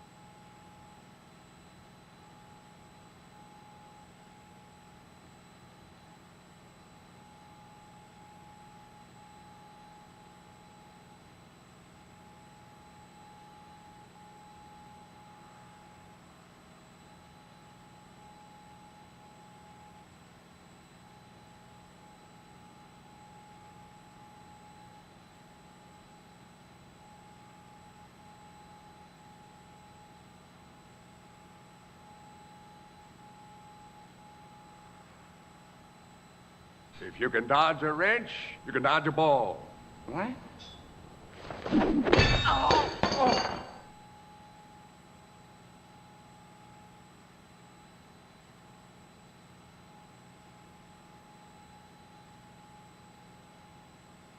It's Britney Spears!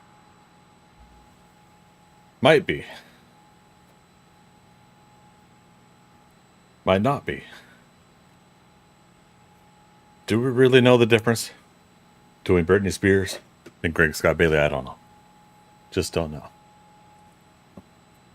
All right, folks. Thanks for waiting. I appreciate that. Give us a chance to get a good stretch in. Went ahead and brought over my food I got from Dairy Queen earlier. That was that ice cream I was eating on. So we got the food now too.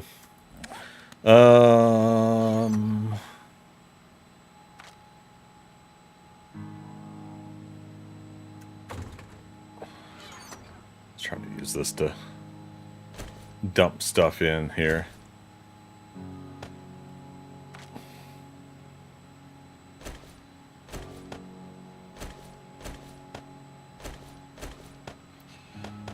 Oopsie daisy, oopsie daisy.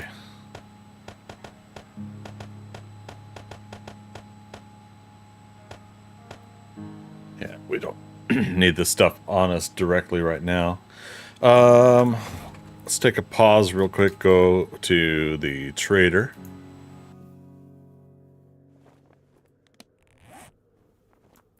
Oh, I don't have enough dukes.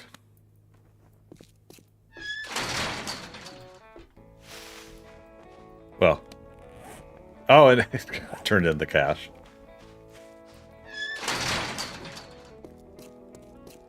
People leaving the doors open at the trader. I shake my head at thee. And yet, people haven't looted the stations. Breaker, you making dinner? What you making for us?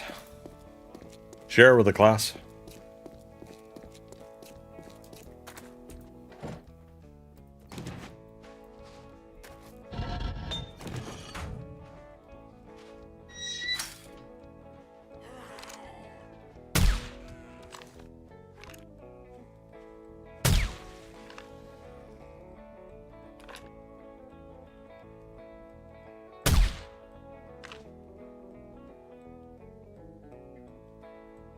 Love the sniper rifle.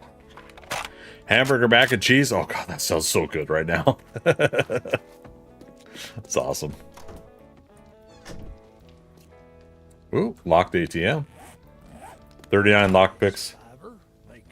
We could get the cash we need out of this, and we're gonna rent a regular vending machine here at the trader, and we're gonna sell that stone. Why does it matter that the doors are open at the trader?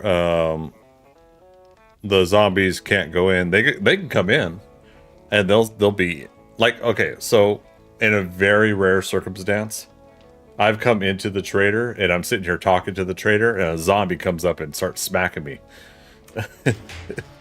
It is a very rare circumstance, but it does happen.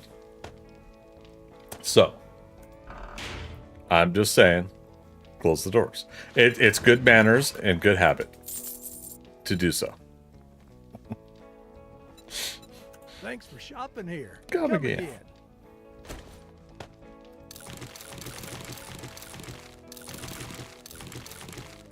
We're gonna do that.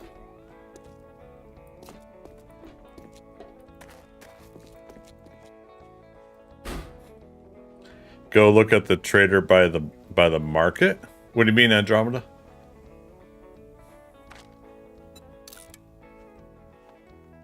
Oh, is that still not there? I remember seeing Dorkster's photo.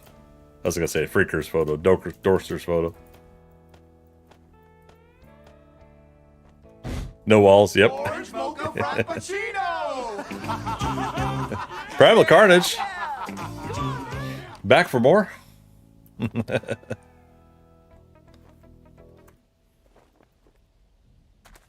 go over to market. This little piggy went to market. Trader Hugh over here.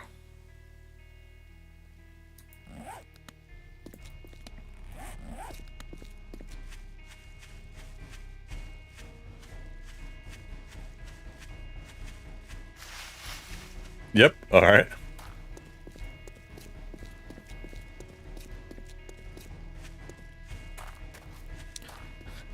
Did I hear the jitterbug? Yeah. It's the scene from Zoolander where they play oh crap. Forgot the name now.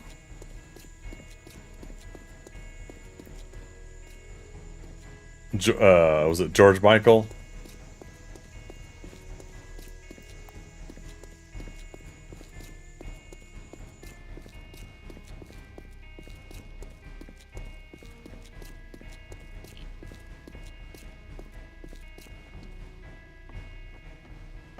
Wham, right? Haven't seen that movie in years. Oh, goodness.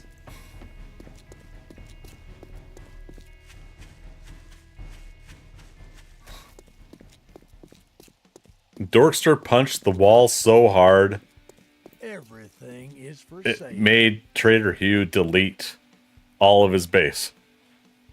Is that what I read?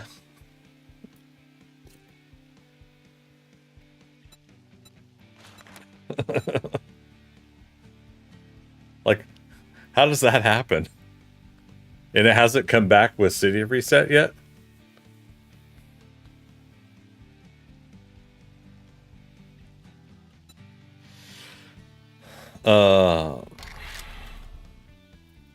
Checking for solar. I knew you didn't have money the moment I laid eyes on you.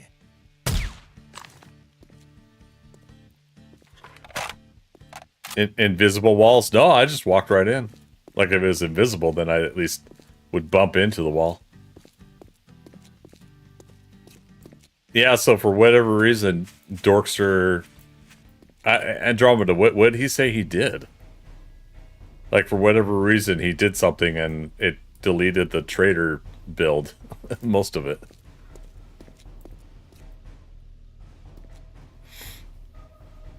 To the Zeds, maybe.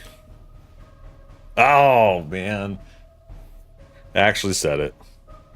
So every time you guys call zombies something other than zombies, I like try not to say whatever you're saying, like Zeds or Zs and stuff. I don't know what it is. Like I have this, for the most part, until this very moment, I have this like desire to not cater to everybody's different naming of the zombies. Andromeda, so he said he just punched the wall.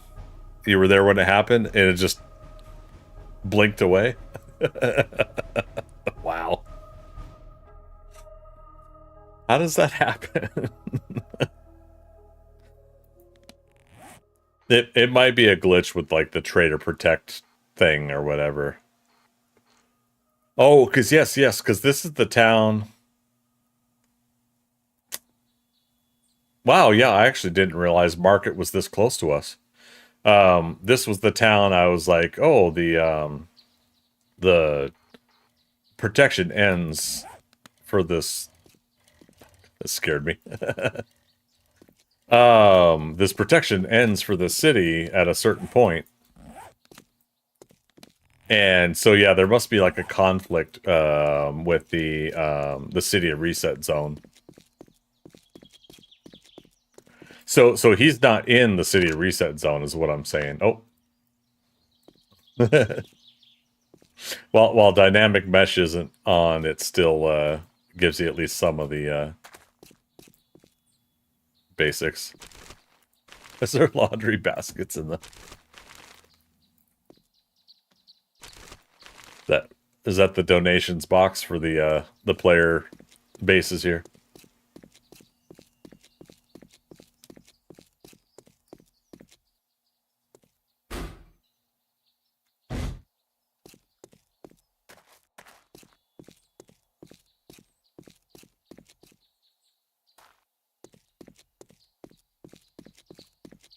So yeah, you can see this is player built over here, and these over here,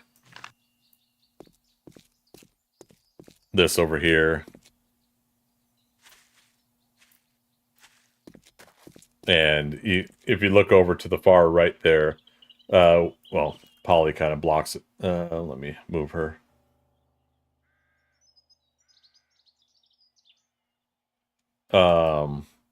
You can see where the green vest icon is. When we go into the reset region, that'll show up over there.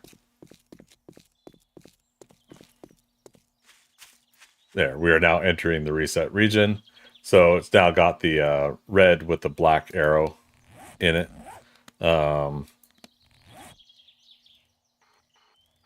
Yeah, so I think just on the other side of this road, right here,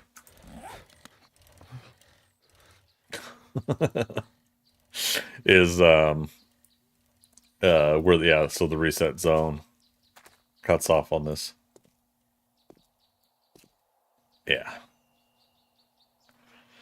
Anywho, I'm guessing that's just part of it. If the trader doesn't have the city reset chunk for its area, then it's not going to come back.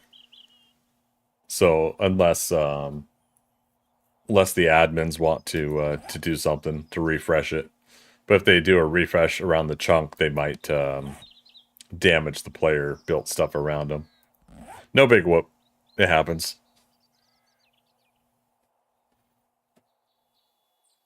No big whoop.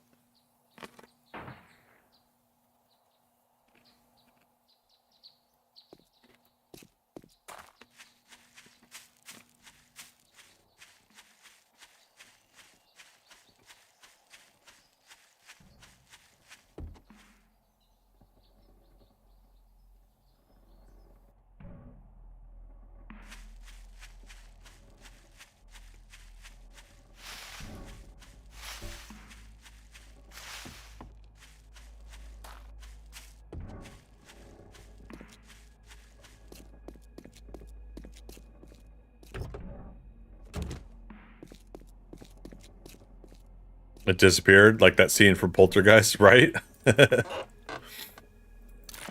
Where the house just implodes in upon itself. Now, when I was a kid, I didn't see the perspective and angle correctly of that house imploding. And so for whatever reason, I thought it was just going back further in the neighborhood, like the house is being pulled through the neighborhood. So, like, as a kid, I was like thinking, well, what do the people in the other houses think with this house being dragged through, this house debris being dragged through the neighborhood? I didn't understand that it was all accumulating up to the bedroom closet, where the portal to the afterlife was at.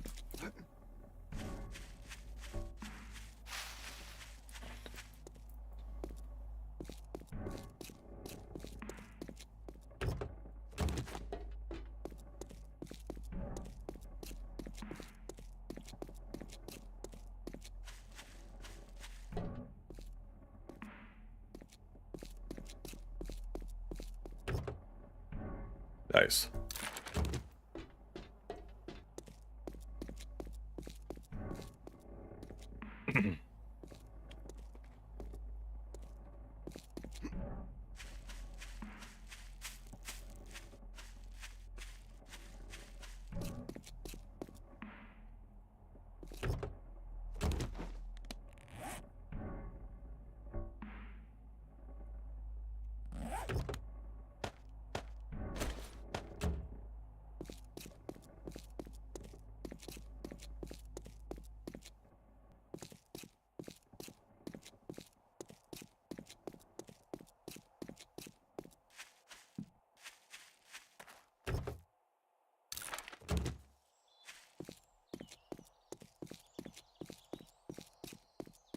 So the other week I did a horde night here at this passing gas.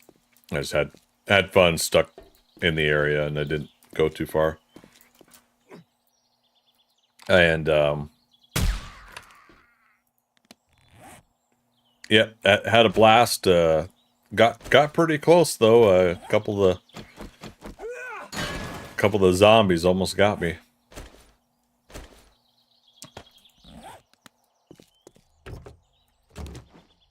Yeah, it was at least like 120 zombie count on the zombie kills.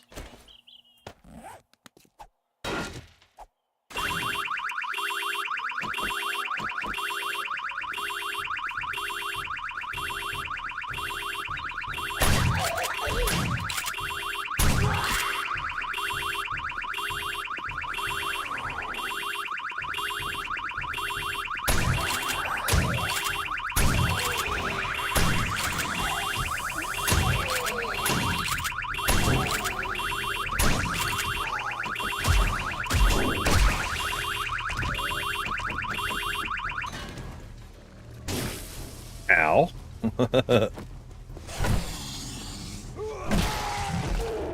Get some. Wait, did this whole time was this open and I walked right by it? Or did those zombies bust it open?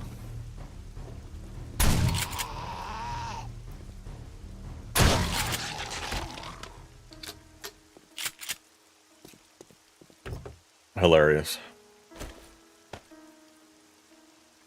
Okay, I still got the better what am I trying to say? Club.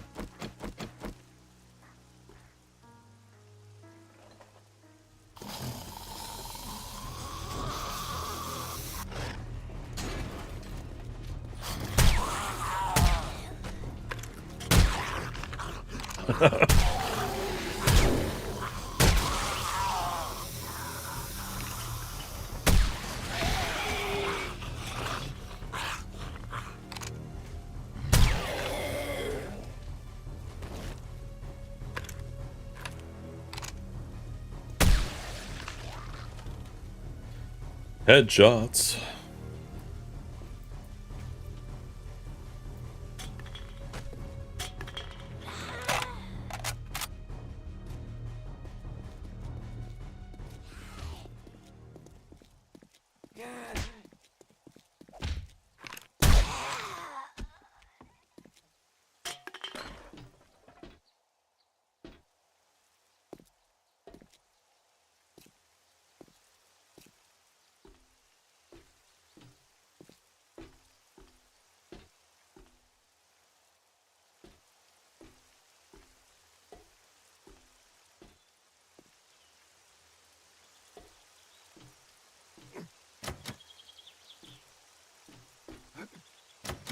Oh. Those unlock when I do something, I forget. Ah, I sprained my leg. That doesn't count for the build, because we're not at the build. We're doing a random break where we're fighting zombies.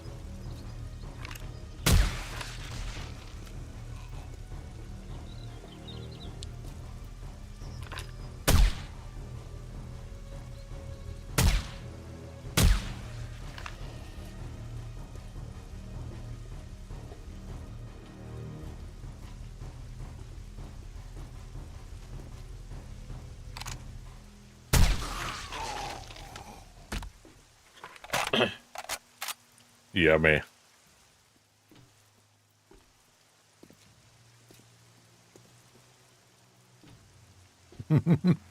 TIE fighter dogs. Yep.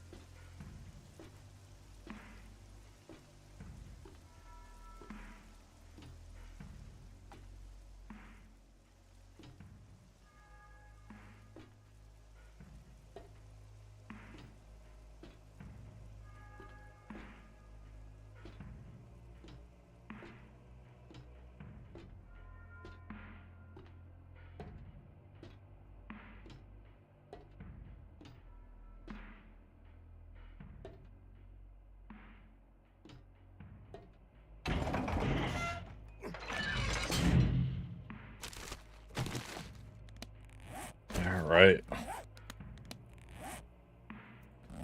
Gotta make sure and check that small thing of trash that we climbed all the way up here on a sprained leg to get.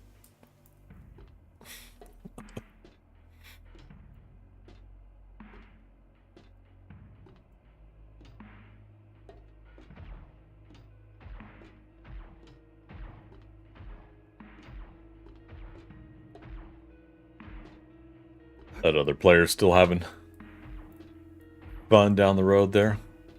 Oh.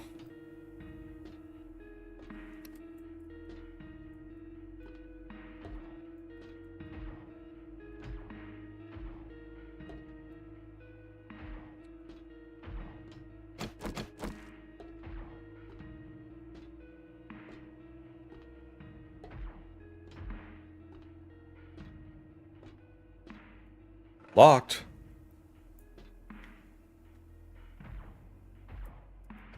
Am I missing a switch somewhere?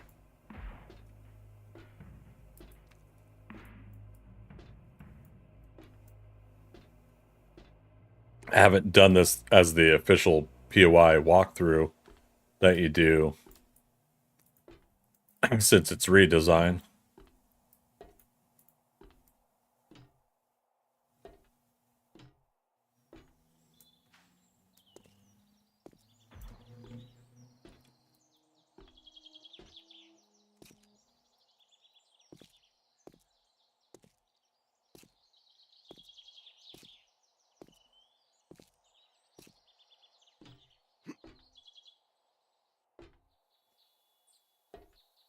Leave no loot behind. I mean,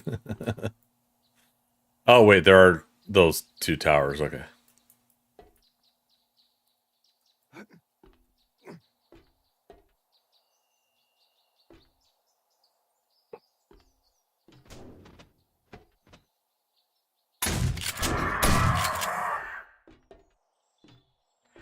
Stupid birds.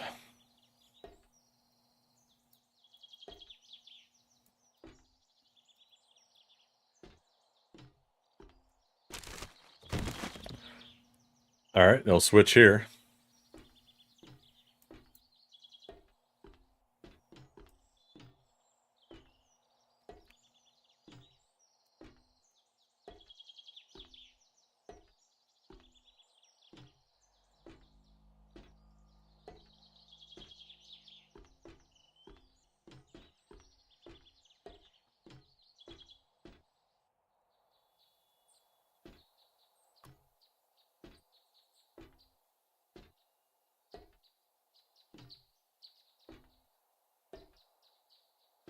Huh.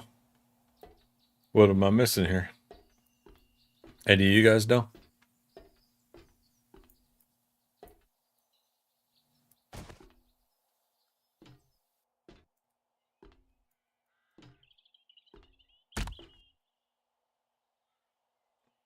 Okay, sound like a body fell behind me.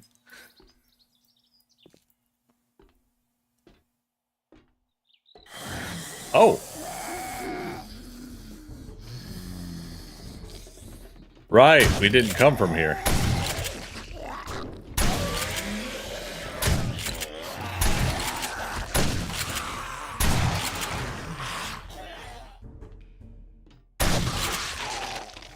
That goes up top. Okay.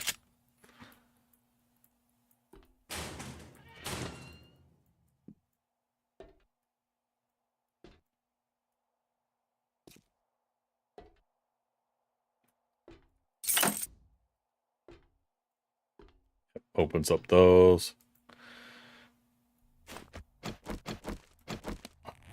Dun, dun, dun, dun, dun, dun.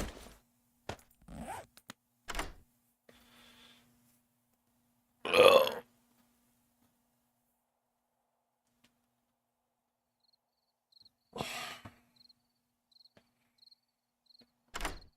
First try. Ooh, our first auto shotty. Already got a bandolier mod.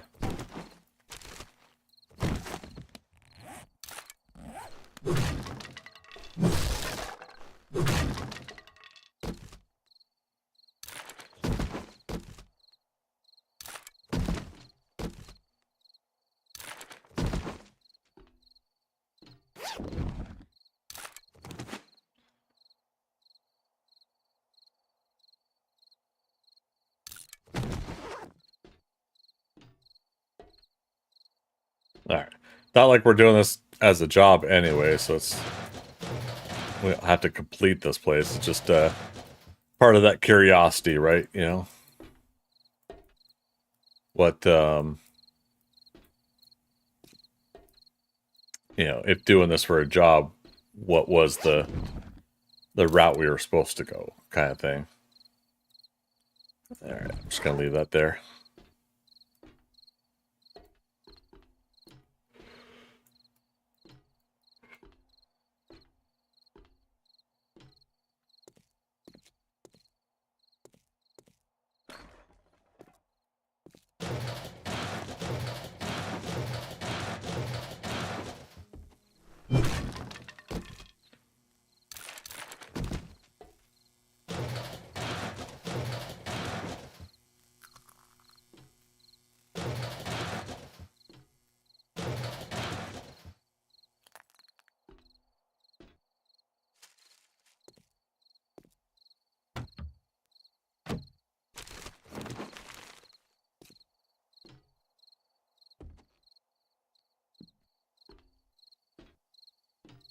But then I wonder what unlocks these hatches then.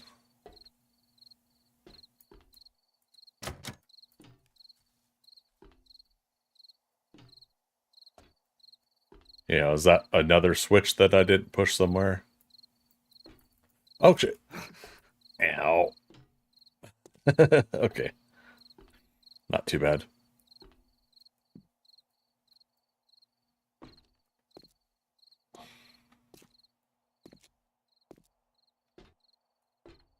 Well, let's drop off loot back at base camp. And then we'll get back to work on the ThunderCats lair. So first aid. Glue and stuffs. Sand and stuffs.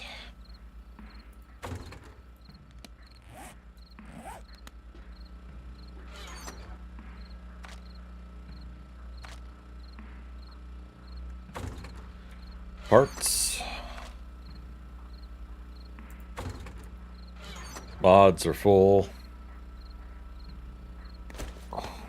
So we could just sell this stuff. Got plenty of wire tools. Lead, brass. Let's see. First aid.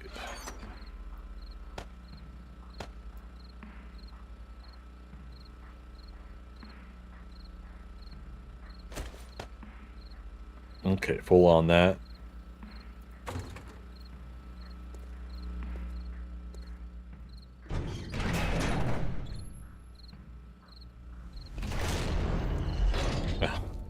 Right.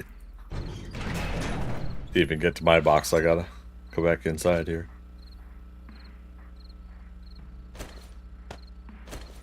Let's take over our gas here.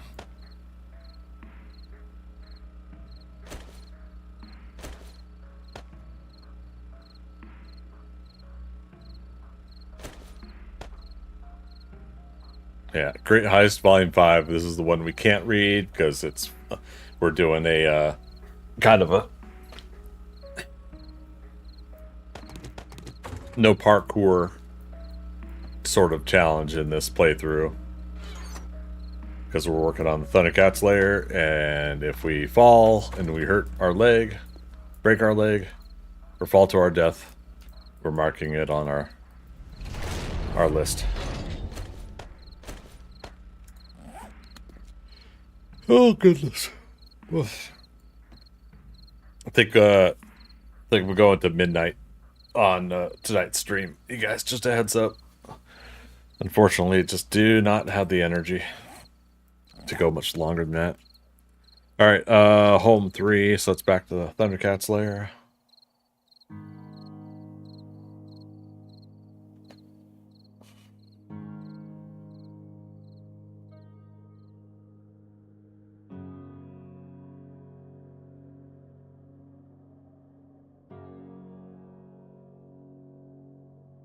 Anybody seen Poor Things with oh crap, what's her name? Where it seems like she's playing like a female Frankenstein's monster character. Oh crap.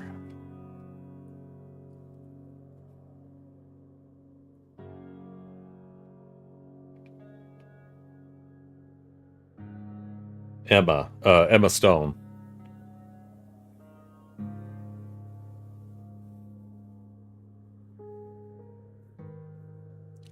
Didn't see it playing at my Regal theater that I go to, so I can't remember last movie I went to see in the theater too. It's actually been a while.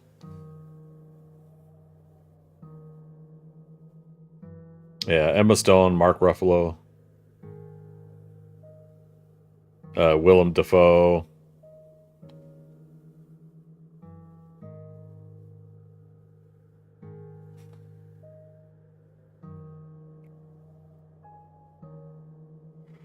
Oh, let's see. Incredible tale about the fantastical evolution of Bella Baxter, a young woman brought back to life by the brilliant and unorthodox scientist Dr. Godwin Baxter, which I think is Willem Dafoe's character.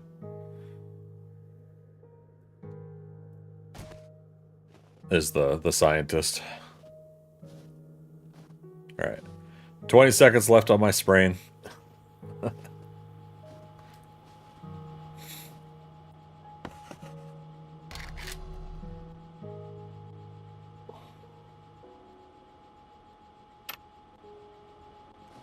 Blue Joy, haven't seen it yet, but absolutely want to see anything with Willem Dafoe. Yeah, heck yeah.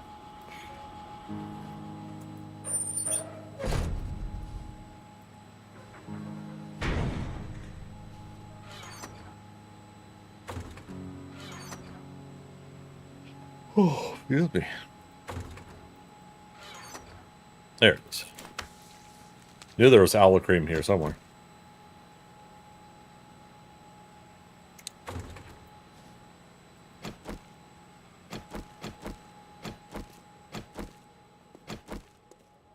All right. So we could go back to running again. Creepy music time. So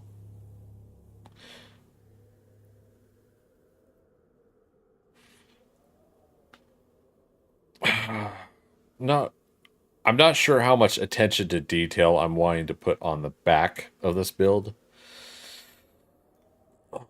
I don't know.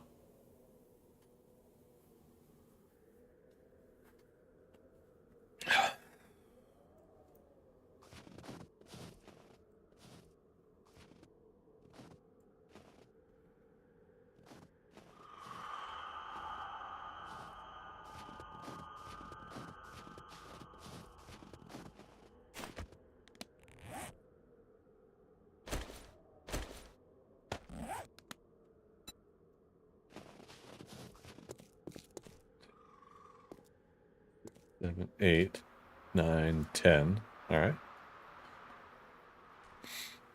1, 2, 3, 4, 5, 7, 8, 9, 10. 1, 2, 3, 6, 7, 8, 10. 6, 7, 8, 9, 10.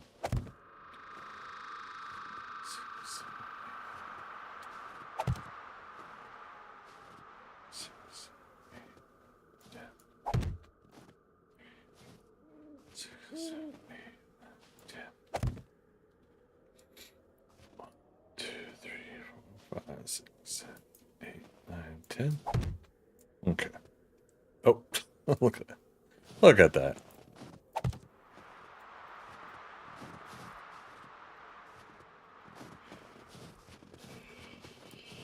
Ooh.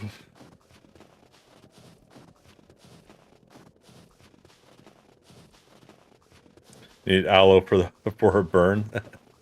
For an abrasion. 2, 3, 4, 8, 9, 10.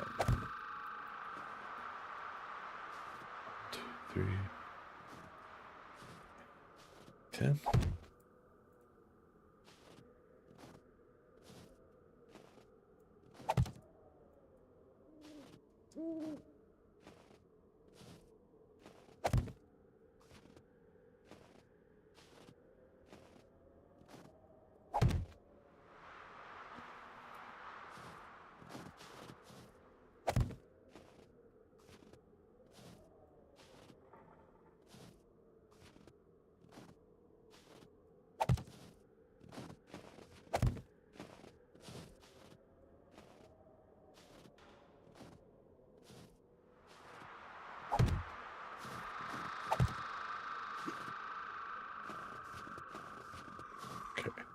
Just making sure that that all lines up too.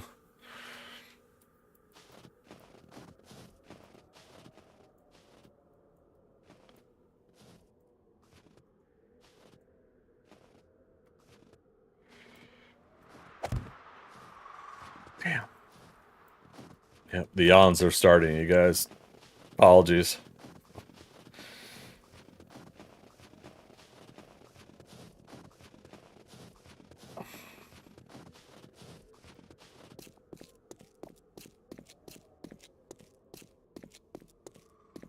Let's go this way.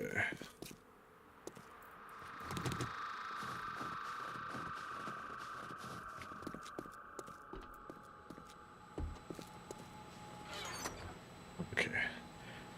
Just as I thought, I had some unfinished concrete cobble here, and when this set is done, then we change the count again. And if you noticed, I had this from loot earlier, so thank goodness I didn't overlap it. I didn't shift click it. So put it there. This is repair stuff here, this little row down here. But for this one, 3,200 means 320 blocks that we could upgrade. If that was real life, I bet the echoes would be awesome. Yeah. The reverb. Burr, burr, burr.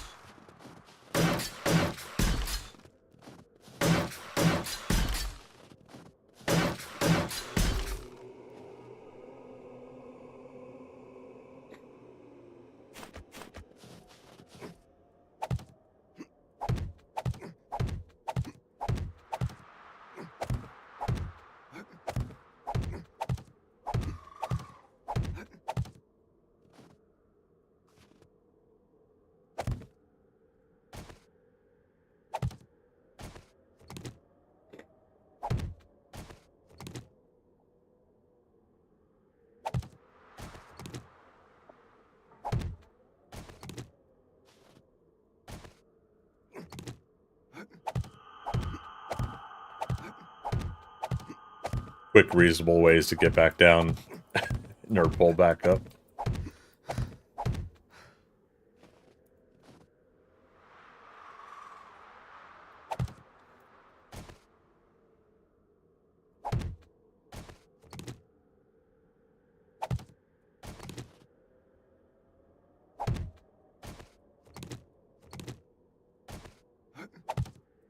Oh, I sprained my ankle again.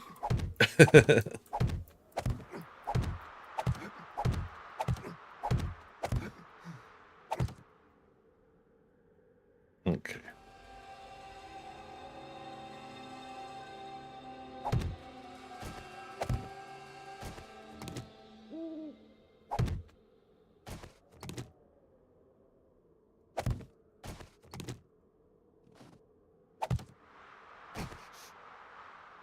Wow, okay. We hurt ourselves, but we didn't sprain our ankle. Cool.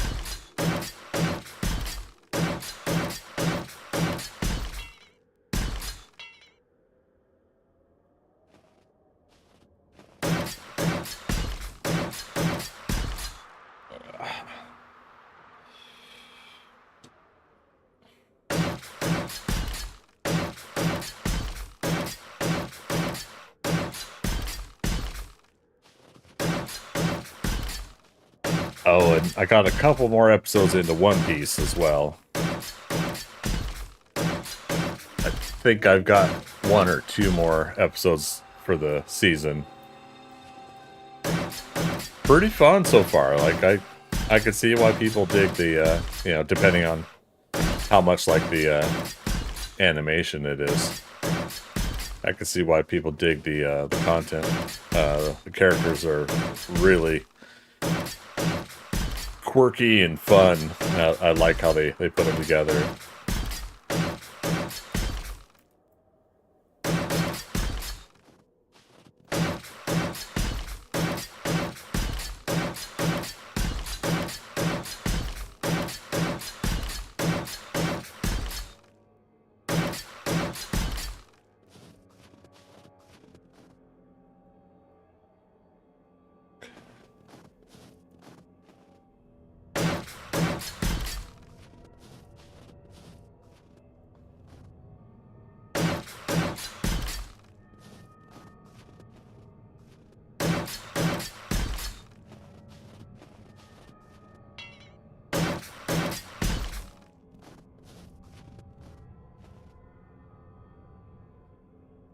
Alright, so getting that at least upgraded. Let's copy shape, copy rotation. Copy rotation. Rotation. And rotation. Copy shape, copy rotation.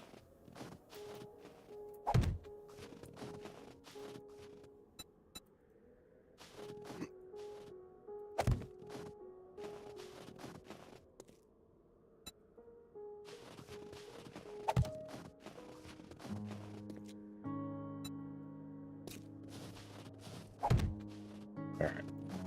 I guess technically we could just do it this way too.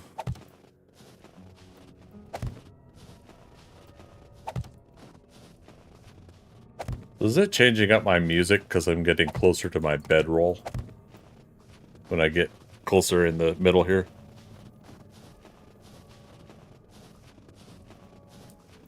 I totally forgot that it does that. Copy rotation.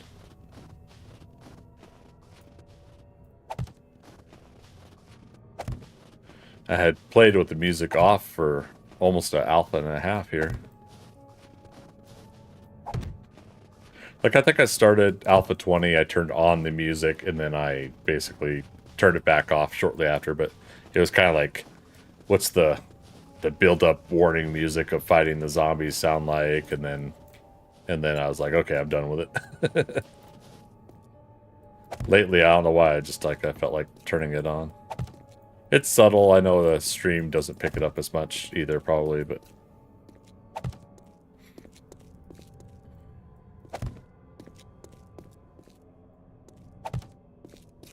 depending on things, it's pretty nice to have in some sort of background and substance.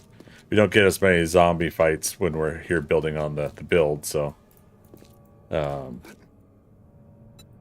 it's nice to add to some of the element of audio.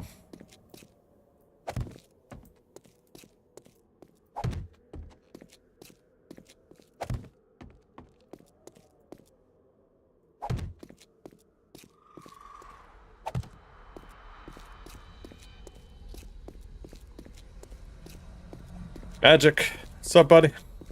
I could never play games with the music on, as I like to hear what's going on around me. Yeah.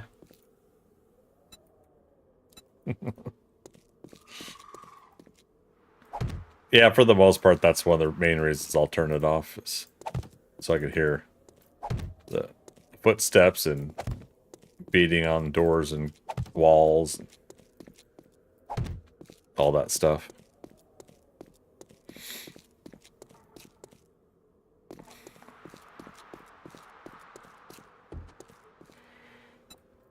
Magic, did you send me a message somewhere, but then remove it? I felt like I missed a message from you. Or did you post a comment on something, maybe? I was trying to in my tired in-between stages remember everybody to get back to chat. And I recalled something from you, but I didn't know where it was.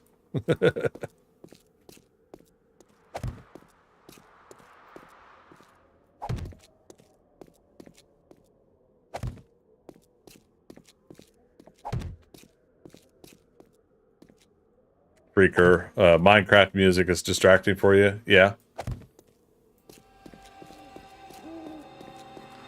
Also, you did comment about me not streaming yesterday, but didn't want to take it the wrong way, so you deleted it. Okay, yeah, no worries, man. Yeah.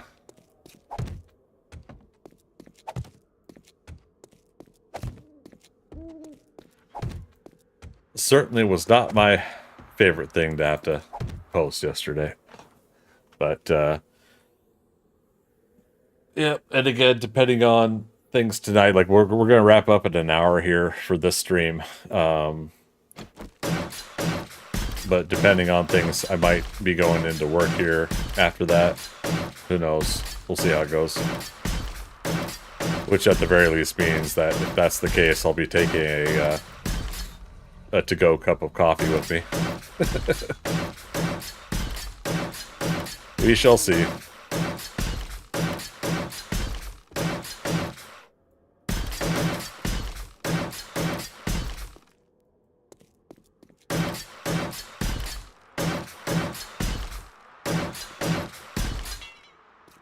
No.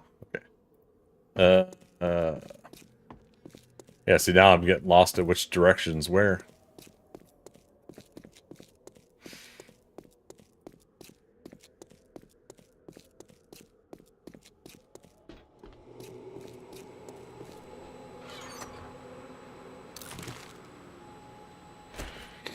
Alright, do that.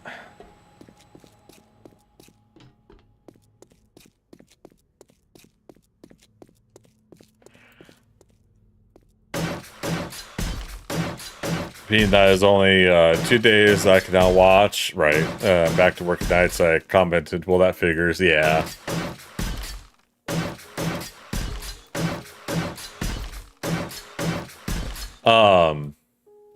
I'll say in your particular case, I don't think I would have took that wrong.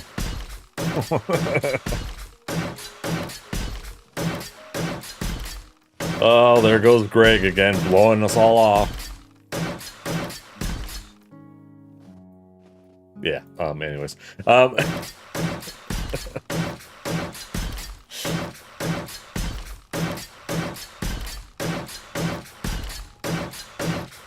Always wants to spend time with his work buddies and not us. Yeah, no worries, man.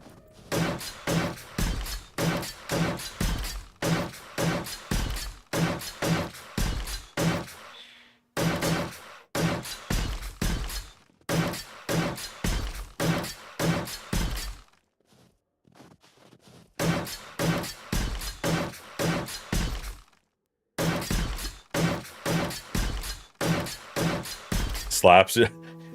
You're surprised I didn't log off when you came in? I think for the most part,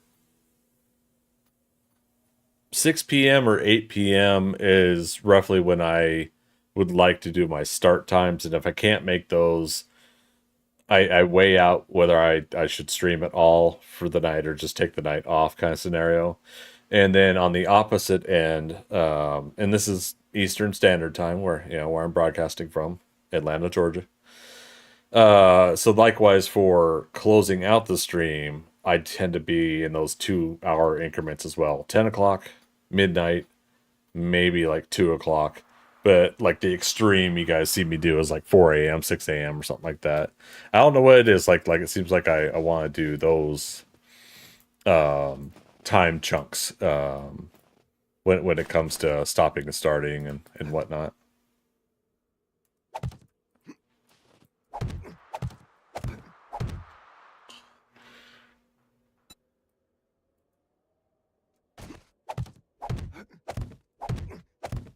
But knowing you were not feeling up to par busy, I didn't want to take it as an insult, so I deleted it. Okay, yeah, nope, no worries, man. Immediately, that is, oops, wrong direction. That is the moments I do tend to take things like that wrong. Get some foods.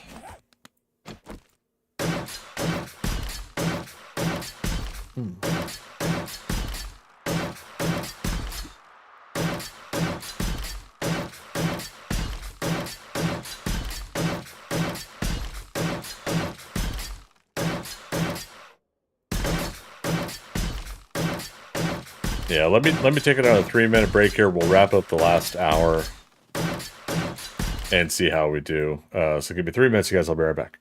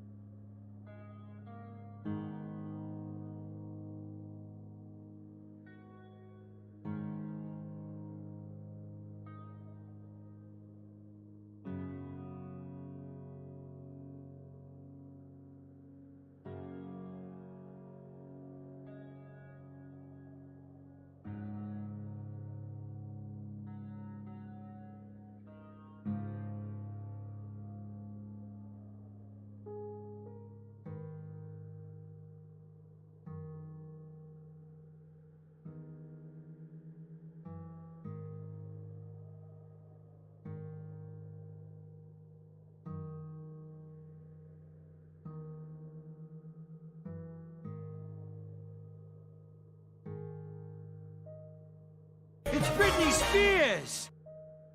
Alright. Thanks for waiting, everybody. Back once again. I was checking to see if I had any soda somewhere. I don't.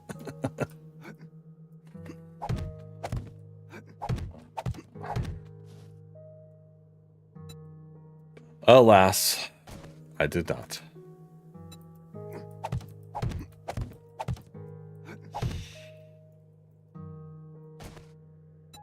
No fulfilling the addiction tonight.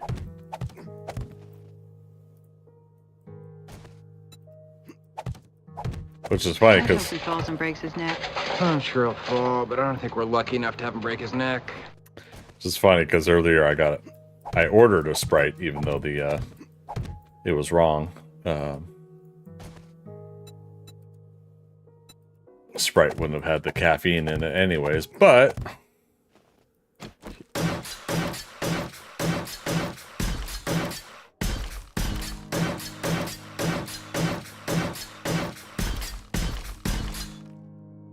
we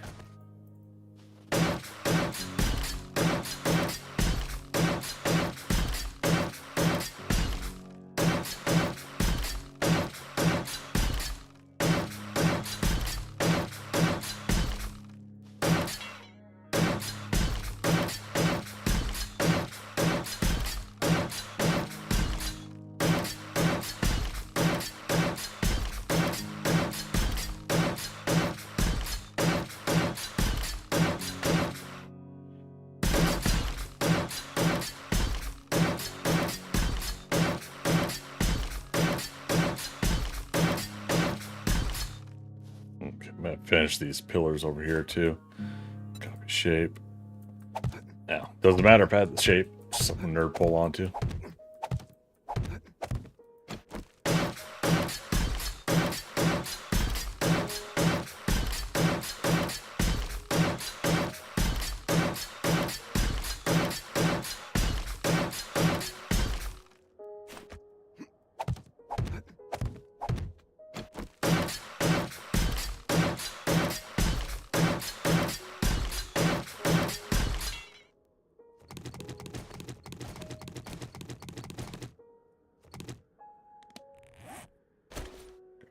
Five regular blocks on me.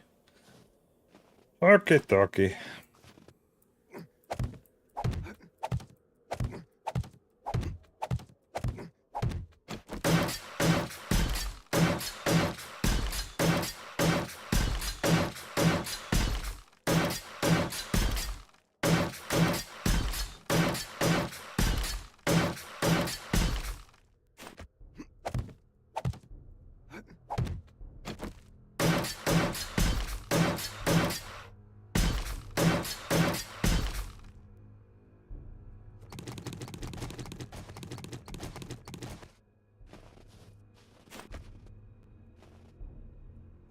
Keep getting these lag spikes.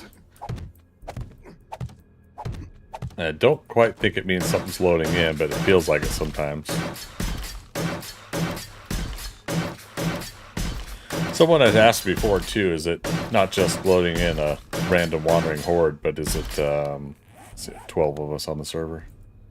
Is it possible that it's spiking like that because of random 1 or 2 things loading in and out of the chunk in the area? I was like, that's not a bad idea.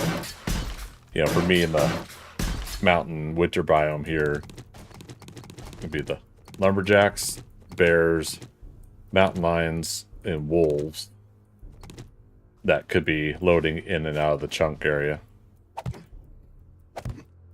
Possible.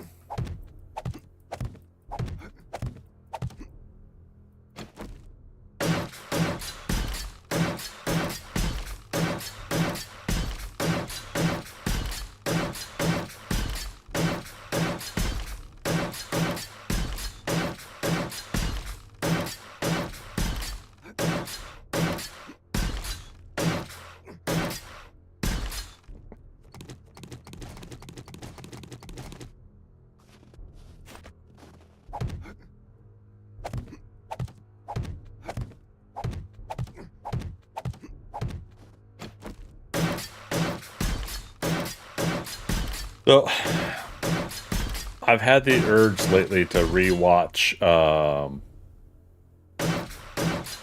oh crap, what was it called? Anya Taylor-Joy, where she plays chess. It's not Queen's Bishop, is it?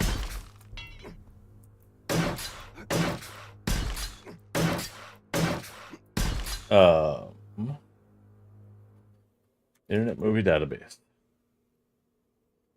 Anya Taylor Joy. Queen's Gambit. Fear my booty. How you doing? Thank you. Queen's Bishop. Oh god. I wish I knew how to play chess, but again, one of like 1,000 things. Wanting to or wish that I could learn. Like I played when I was younger, the basics with people. I could do like the basic game of chess, but like, you know, we're talking about like actually playing really good chess is what I would love to do, but I just, you know, it's too complex for me, the whole structure of it. And I admire a lot of people that are very methodical with their moves and several steps ahead. You know, that's just not me. But like I tell people, you know, I'm sure I could spend time and I could learn to play chess like better than my common knowledge of chess, but it's one of 1,000 things, you know. Hiya. Good to see you. How you been?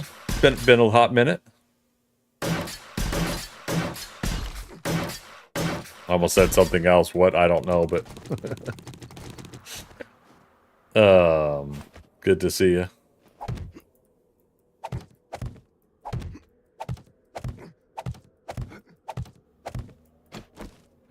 But yeah, Queen's Gambit. That was a really great watch. And ultimately, like when I was watching it, I had thought it was a story about a real person. I didn't realize it was a completely fictional story. They did so well with kind of mixing it into the time period that they had portrayed the story. That I thought it was a.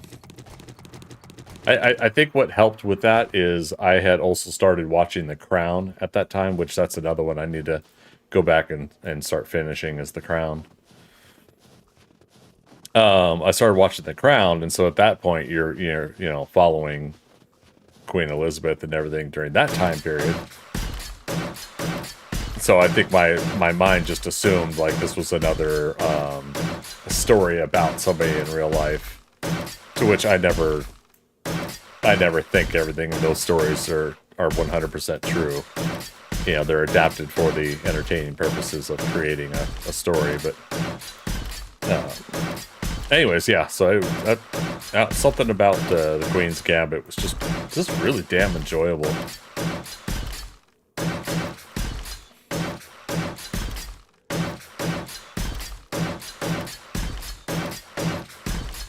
Yeah, I want to see Anya Taylor-Joy continue to keep getting projects like that. I really wish Glass had worked out better. I wish that M. Night Shyamalan thought through that story a little bit better. I still kind of enjoyed it. For those that don't know, Glass was not only a continuation of the movie Split with Anya Taylor-Joy and James McAvoy, but a continuation of Unbreakable, one of the other movies that M. Night Shyamalan did. So that was his attempt at doing a shared universe kind of thing. So in actuality, you can watch Unbreakable, Split, and then Glass. Yeah, I just I liked Split, but I do kind of wish it was a little bit more intense, a little more body horror than they had. I'm not always into stuff like that, but I think that Split could have used a lot more that horror element of body horror, gore, and blood and guts and stuff like that. I don't know why. It just like it seemed like it wasn't. There's one thing to ramp up the tension of the scenario, but like to actually then do the full ramp up would have been amazing. I think with that story, Glass needed some more polishing, in my opinion. I agree. It's one of those things where it's like the concept is sound, like where they took the concept, but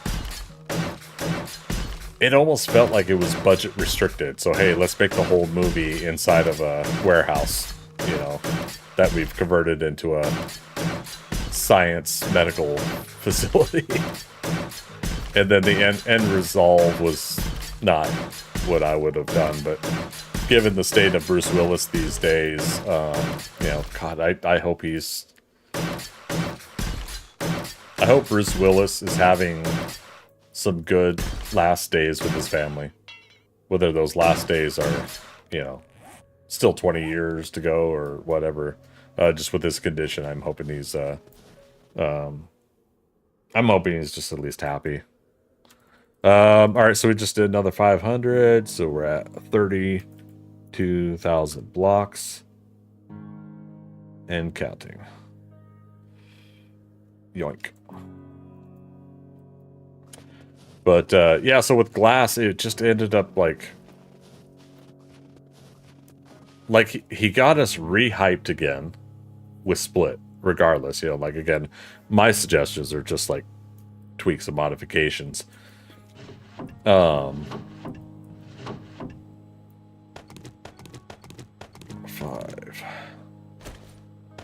That's an off number of stuff, so I'm gonna put it in there.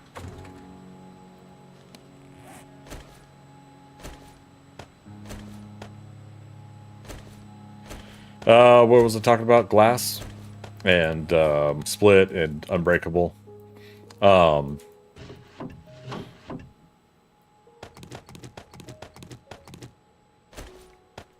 Okay.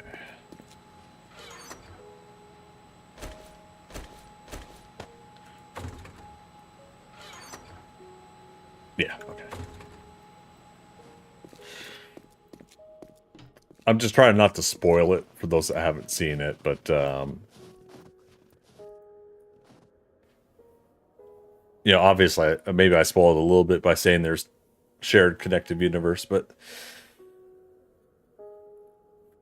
oh man, it just I think M. Night Shyamalan's a very creative person, and I'm always going to try to look forward to seeing stuff. I still haven't seen Old yet. I gotta watch that. But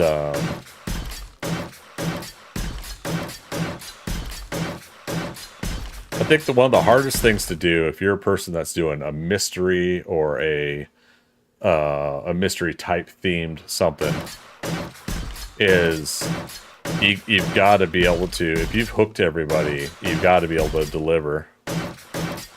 And while Sixth Sense and Unbreakable, I think, did their job. I think some people were disappointed with Unbreakable when it came out, but ultimately, I think that fan group for Unbreakable had built back up over the years.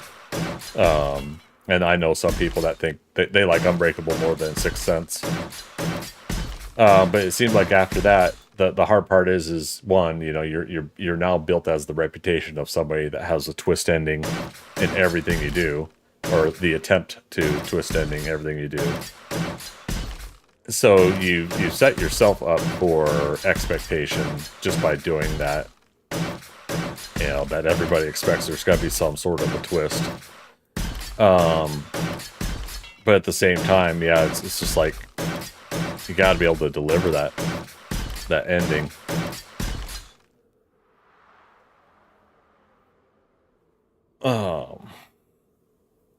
Last I heard, he's now non-verbal. What do you mean?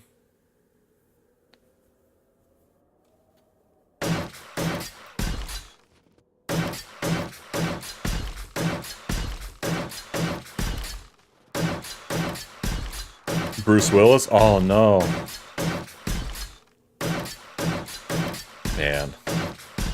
It definitely, I think that definitely explains, and I can't remember if Kevin Smith has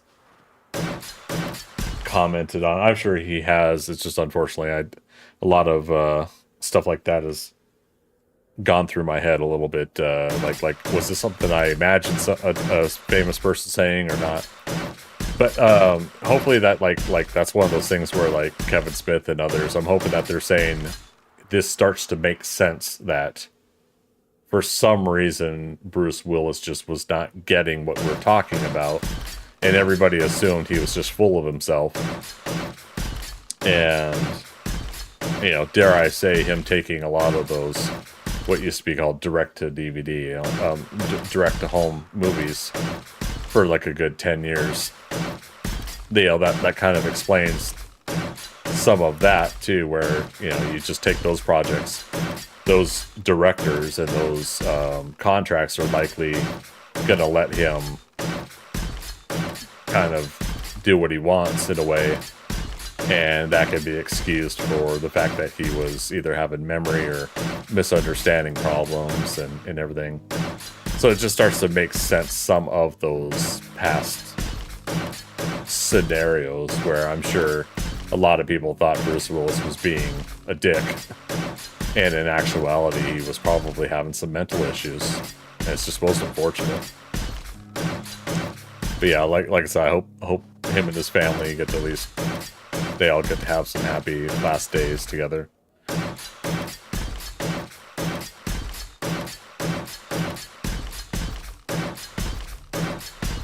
I think about like Moonlighting was a show that me and my family would always make sure we caught an episode of. And then obviously Die Hard when it came out. Hudson Hawk, you know, was kind of a cult classic that me and my friends always watched.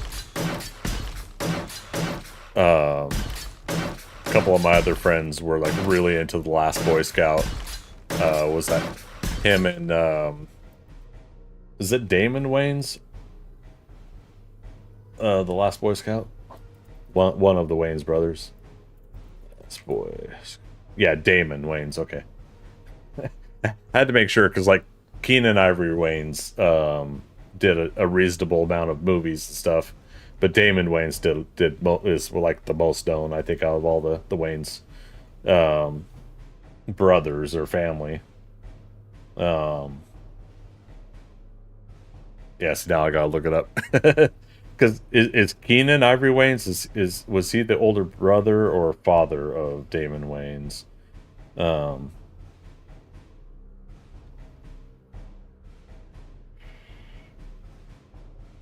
Okay, so Keenan was his brother. Okay, and then of course Sean and Marlon Wayans. So between the four of them, they're the four Wayans brothers that we all knew. And then oh shoot, I forgot his sister. Because she was on In Living Color as well. Kim Wayans, right? Yeah, Kim Wayans. Yeah. Just wanted to make sure I'm being accurate about.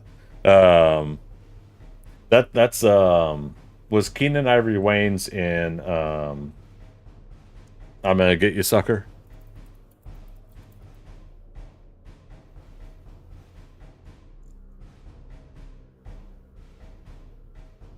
Yeah, I'm Gonna Get You, Sucker.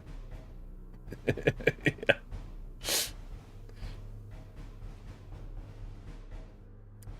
Oh my god.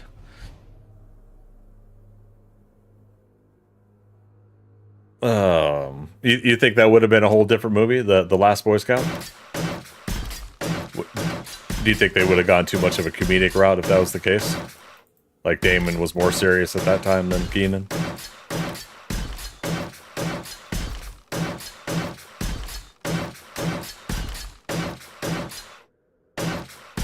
Yeah. I just remember that opening scene, right? The football player pulling out the gun during the run. And it's just like God, how out of his mind that football player, that character was to justify doing that to make your touchdown. Damon to me has better drama chops. I agree. Although I really liked. Oh crap! Who was in Air? He just had his one scene with Matt Damon.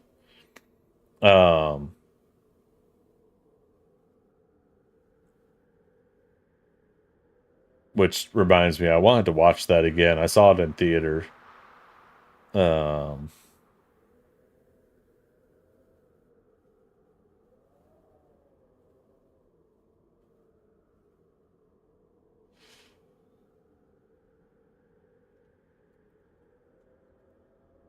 Marlon Wayans. Okay. So like Marlon and Sean ended up trying to, to do a lot of their comedy, the Wayans Brothers TV show. And such, so they were trying to continue some of that slapstick comedy stuff.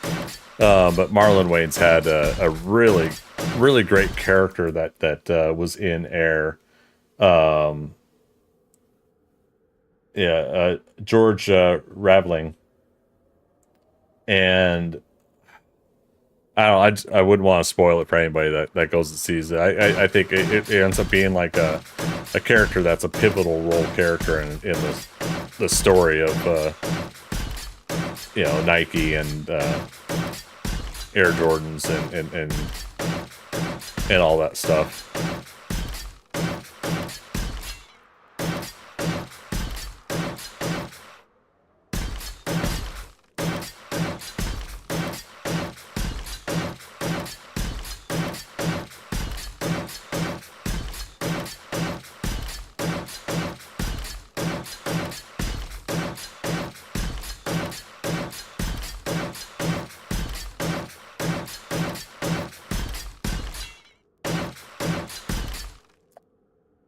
Pitchy, how you doing? Good morning to you.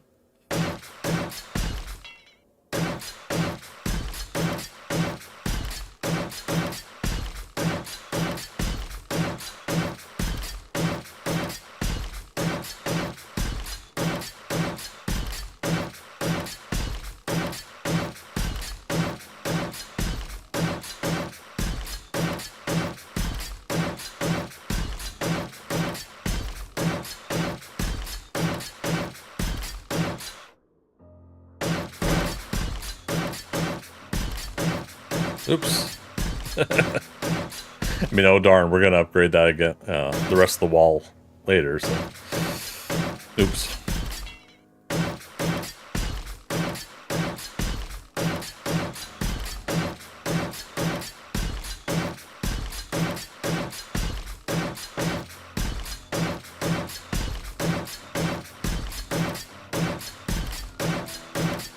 Man, now I want to watch The Last Boy Scout also.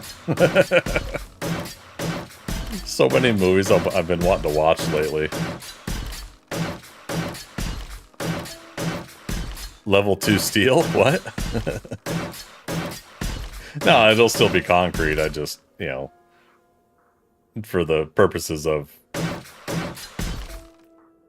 bit of ADD, like that, it's bugging me that that thing's upgraded to wood.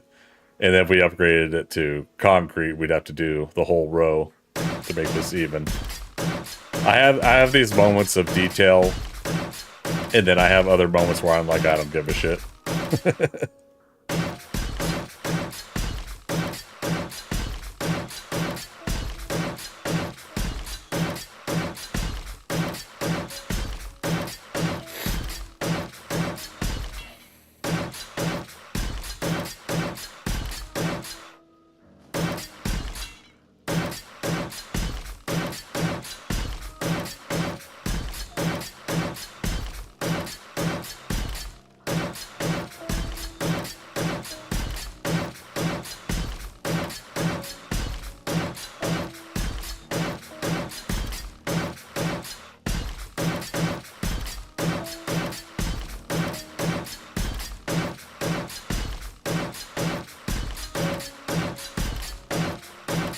Is it bad that I'm considering ordering Taco Bell just so I can get a Mountain Dew? Even though I've got chicken strips and fries like right next to me here from Dairy Queen. Like today is just such a fast food night. I told myself no pizza today though. You guys know I usually do pizza on Saturdays. Next Saturday, though, you guys, I'm going to make homemade pizza. That's going to be next Saturday.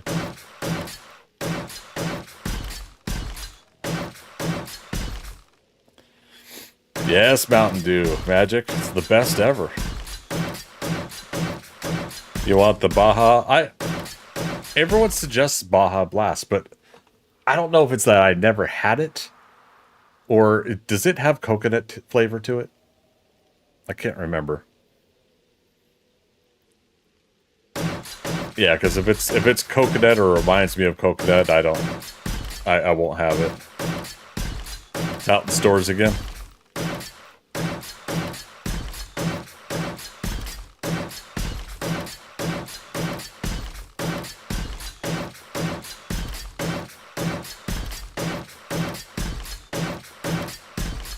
No, it's more of a tropical taste.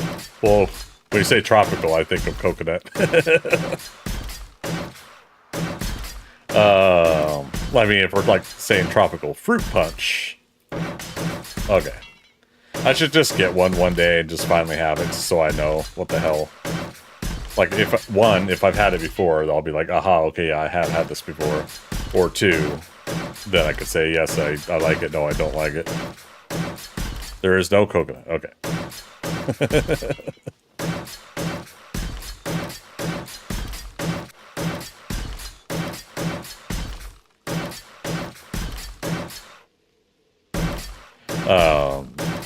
What I really want is Code Red or Game Fuel. Do they even make Game Fuel anymore? Like when Game Fuel had Master Chief on the can. That's when I was like hardcore into Game Fuel Mountain Dew. It was Taco Bell exclusive for years. Really, I didn't know that. Well, that explains why everybody brings it up every time I talk about Taco Bell then. Wow.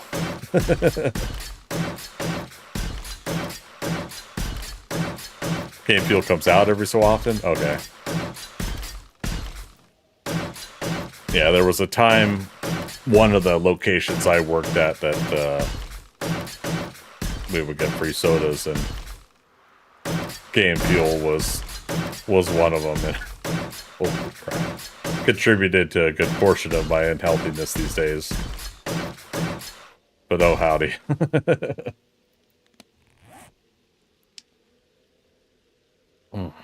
Okay. We got enough for 150 more blocks.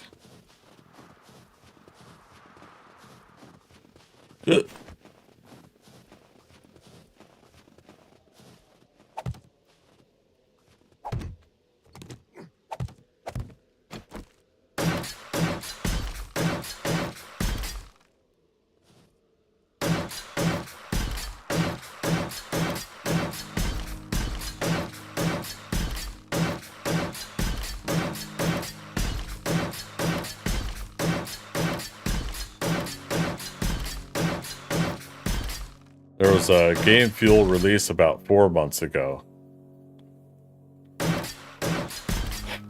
So they are keeping it in a limited release. That's so interesting. Okay, Amazon.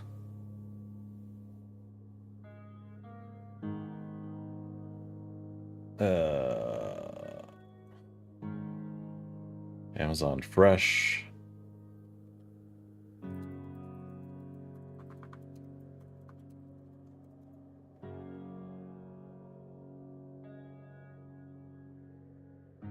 Okay. To my grocery order, I am adding 1 20-ounce Baja Blast.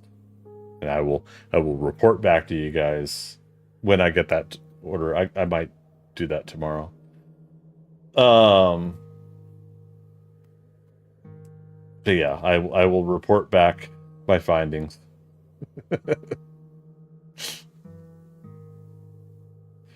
Okay, so then there's this other one, Major Melon. Like melon and soda for me don't mix. Like it, as a drink, that doesn't mix in my opinion. Like you know,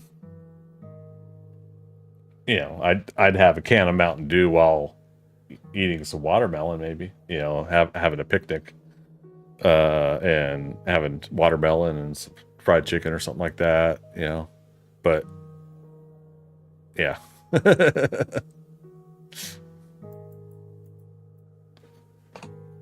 All right.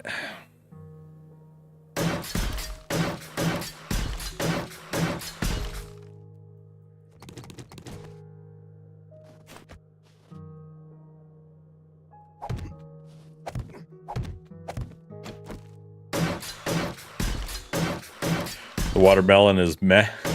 Yeah. Such an interesting choice of flavors to do like a melon version.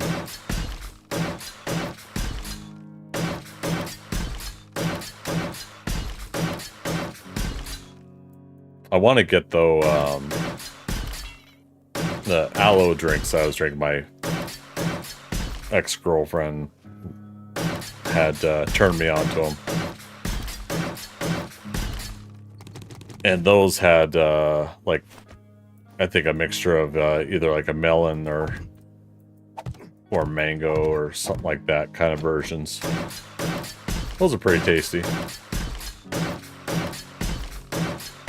Code Red needs more of the cherry flavor for me to drink it on the regular. Yeah, it seems like they toned down on the cherry flavoring on it, don't you think? Your go-to is usually Livewire. So I was seeing that on the list too. What's Livewire? Is that more grape? So I can see grape being tasteful or tasty.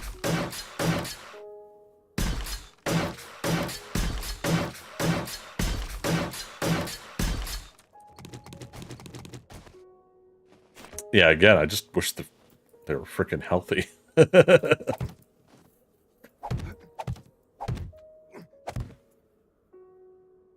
It's orange flavored? Wow, okay, that threw me off. I didn't think Livewire would be orange flavored.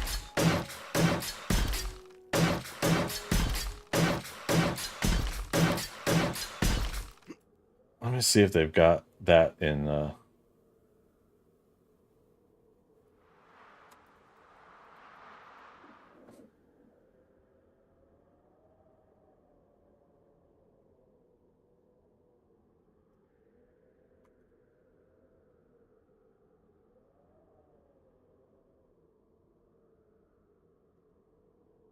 oh, voltage. Sorry, not Livewire, voltage.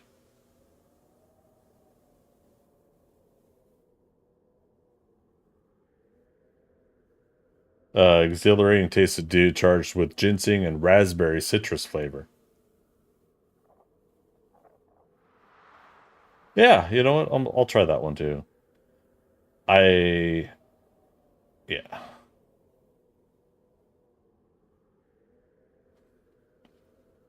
I wouldn't mind getting these offbeat flavor things to get me through the rest of January and February. So anytime I'm mentioning I'm having a tasty beverage, it's one of those things plus other ingredients.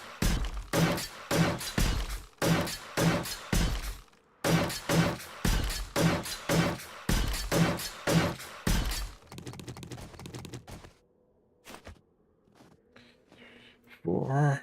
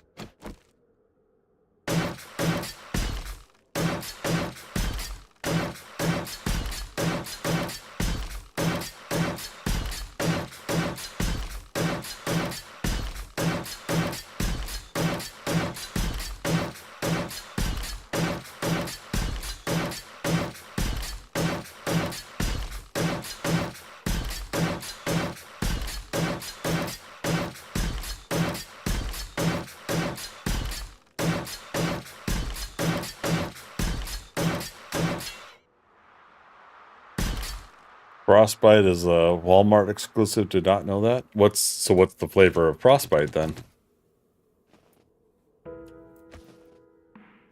That one seems like it would be a coconut.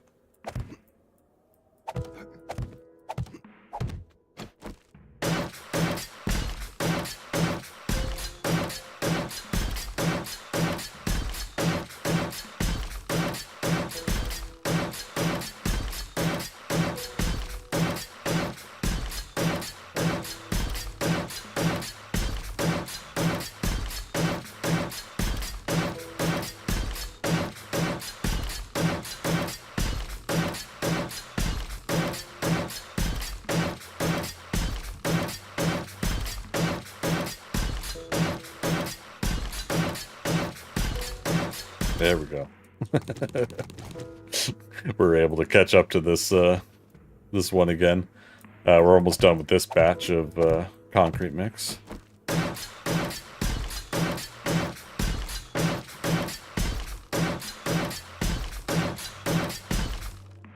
Honeydew melon. Wow. Honeydew.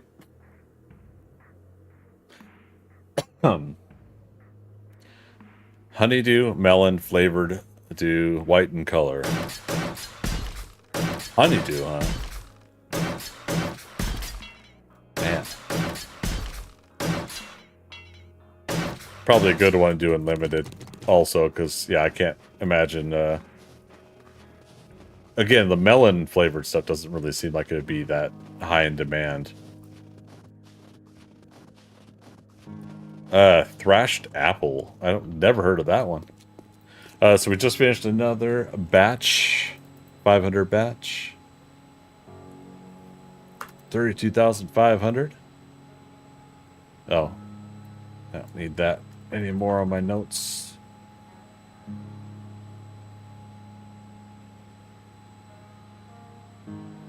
Cool. And we might just be able to get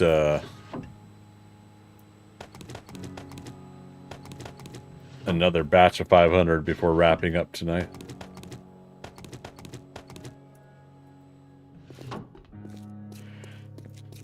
That was a Kroger exclusive? Wow. So they really worked on these exclusives with places, huh?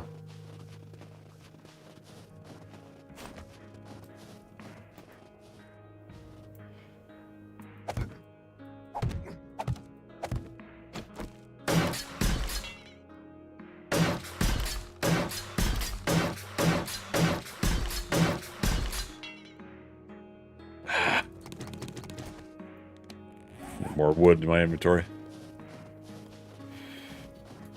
Sheets even has one? What's Sheets?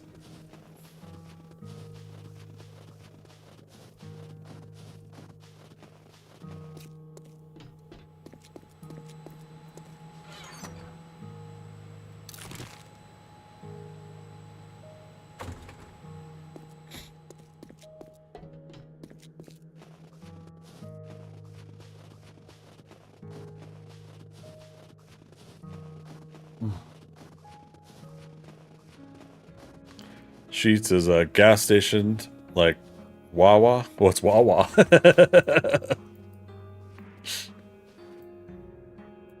I swear there are like so many different businesses that I don't even know what the heck they are.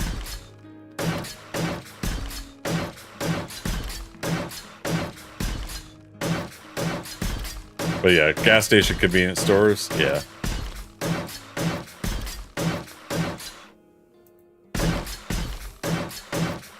Yeah, it used to be like when me and my family would do family road trips. We'd come down from Alaska, go to Seattle, and then from Seattle, drive the states. We would see businesses like that, and whether or not I'd remember them, I don't know. But like going to the Sinclair stations, I remember my dad being talked into and getting the Sinclair coffee thermos thing. And so anytime we stopped at a Sinclair, he could refill his coffee with that. Both serve made to order food and drinks. Huh, okay. Sheets is mostly a northeastern company. Based in where? Altoona? What the heck is Altoona?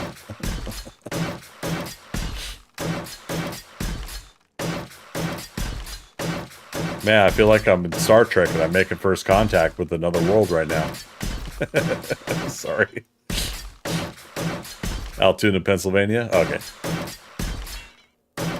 Just north of you, Magic? Okay.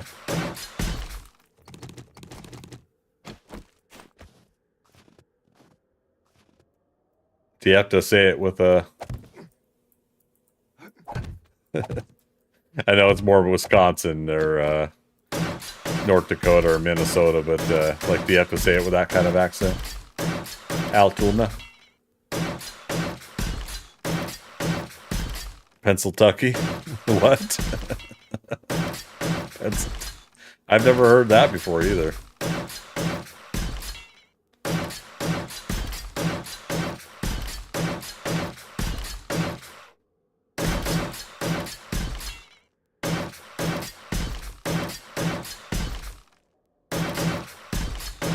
Man.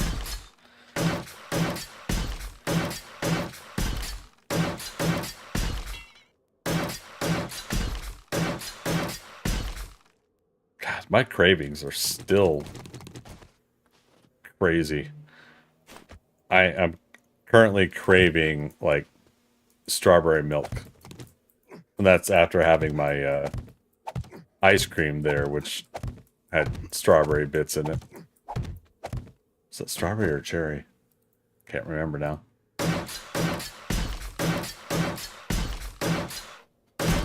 Pennsyltucky, aka Pennsylvania. So, like, what's the Tucky though?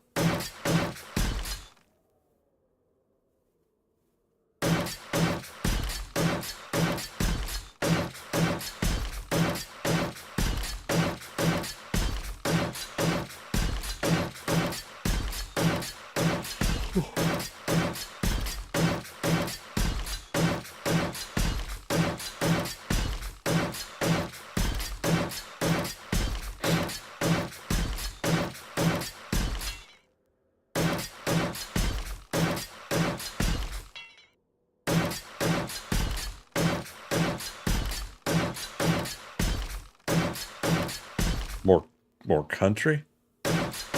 Oh, you mean like more country rural areas? Like Kentucky? Really? I mean, I was kind of guessing with the Tucky part, but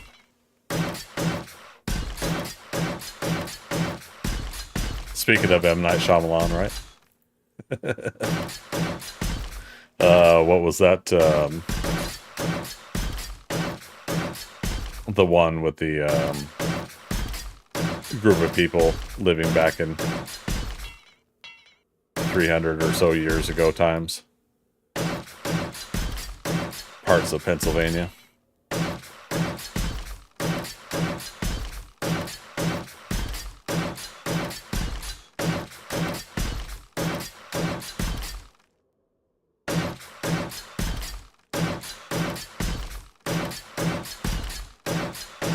The Village, thank you. I almost said The Happening, but that's the Mark Wahlberg one.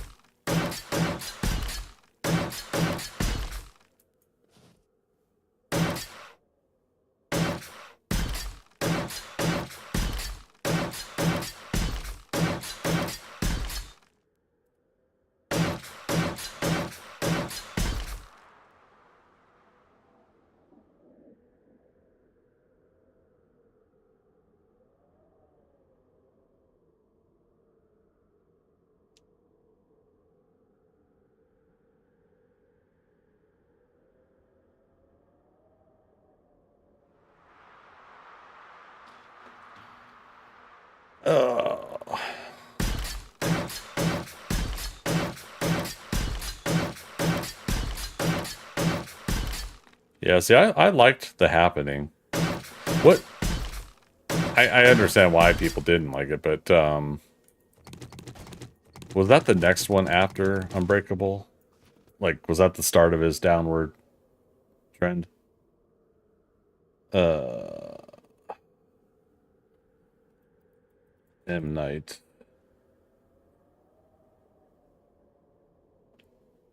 Oh, and were you typing it earlier and asking how to spell it? Shyamalan.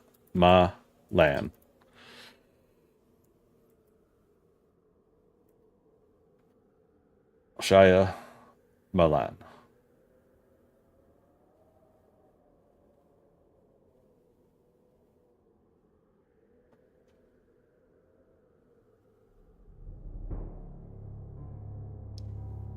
Ugh.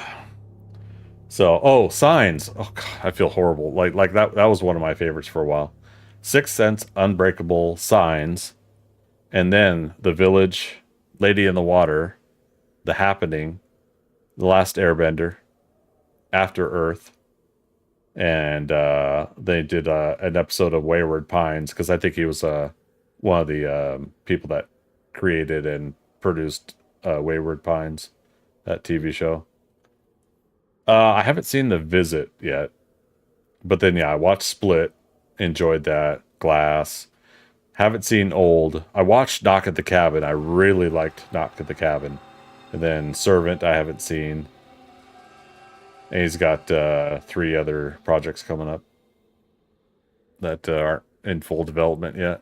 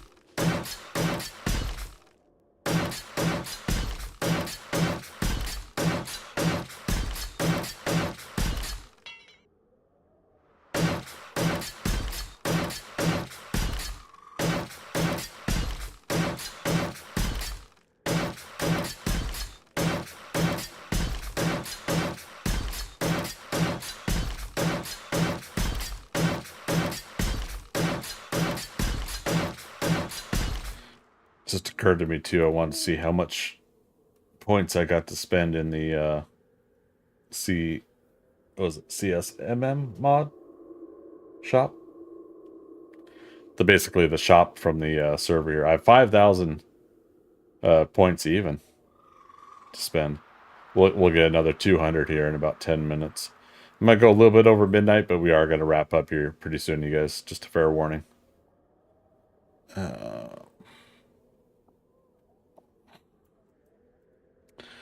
And a friendly reminder for those that are new to my channel, I do take Sundays off. It is my day of rest. Take it easy from streaming most project based stuff.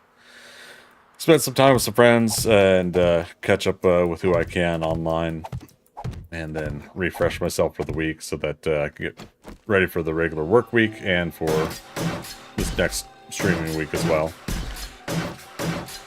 Monday, I'm not going to do a drawing stream, but I'm going to do Valheim. So we'll have Monday and Tuesday Valheim next week, as well as Thursday, Wednesday, Friday, and Saturday, 7 Days to Die. And Saturday afternoon, we'll quite possibly do another Valheim session then. I might want to take some time next Saturday to go see a couple movies at the theater. We'll see, though. We shall see.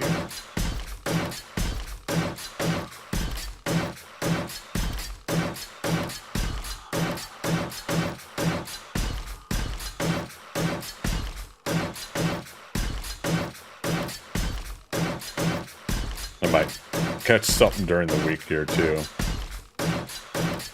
All depends. If I go into work, after work, I can run over to the theater, catch a movie. If I need to, I'll do a late stream start that day.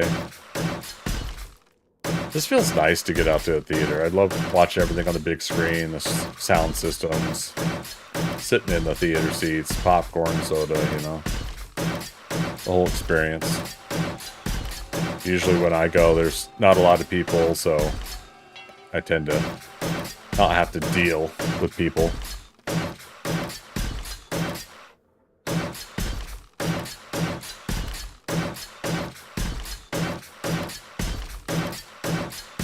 I never could understand that inevitably if there's someone sitting behind me, they're always trying to put their feet up on my seat. And it's going to be Horde Night here soon on the server. We will not be here for Horde Night, though. But yeah, for whatever reason, inevitably, there's always somebody sitting behind me that's got to put their feet up on the seat. I don't understand the put your feet up mentality. That is not comfortable to me whatsoever. And like even the recliner seats in some of these theaters where you get the full recliner stuff. I can't like go fully back all the way with the feet up stuff, and I don't get it. But that's definitely a difference between me and other people, kind of thing. But when it comes to putting your feet up on the back of somebody's seat, that's just absolutely bonkers to me.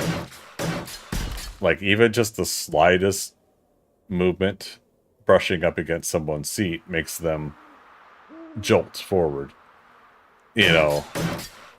And so you know, somebody's trying to watch a movie, all of a sudden their seat gets pushed forward. It's like, come on. Let alone your feet are just resting on the seat. So now every shake or nudge of your body is being transferred through all the way to the seat in front of you. Yeah, I just don't get it.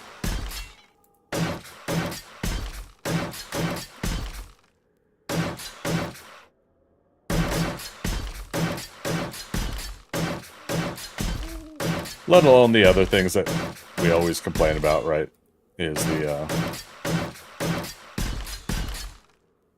you know, somebody getting on their phone during a movie. Like, when I'm going to a movie theater, man, I don't want to be bothered. I want to sit there and I want to watch what I paid money for. So I don't get the whole texting and playing a game on your phone or whatever. Like at that point, just get up and go. Go somewhere else.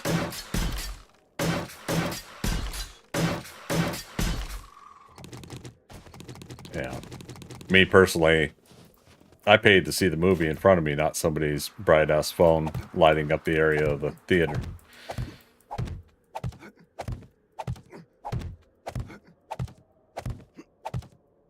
And it's so difficult for me to comprehend that other people can't be consciously aware of doing stuff like that.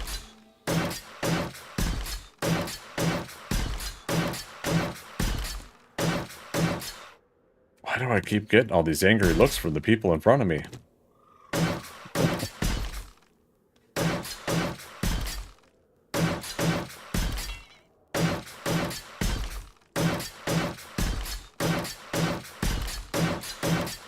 I think the talkers haven't been too bad. I went to see the, was it 40th anniversary of The Abyss? And, oh, speaking of which, but yeah, I went to go see that, and, oh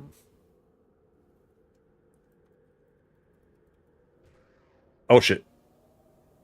What happened? I saw myself fall. What? Did I just glitch through the block? Okay. How did that happen? Something I did off screen? Um...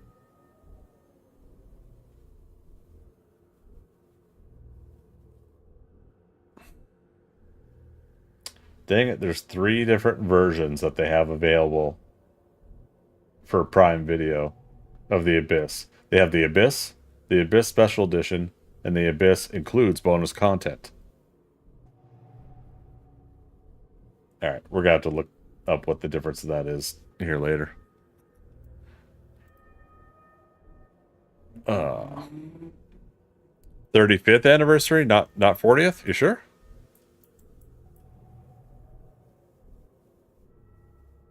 Oh, 1989. Thank you. My apologies.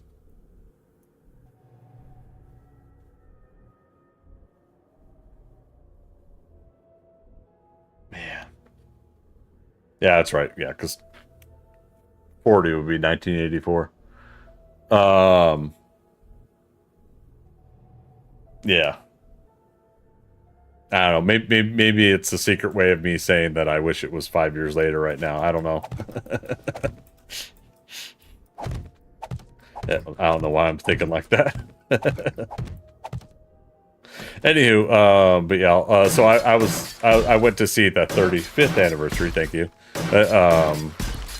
version of the 4K release of The Abyss in theaters. And there were these two guys in the back left to me that were talking throughout the whole time, and it's just like guys, come on.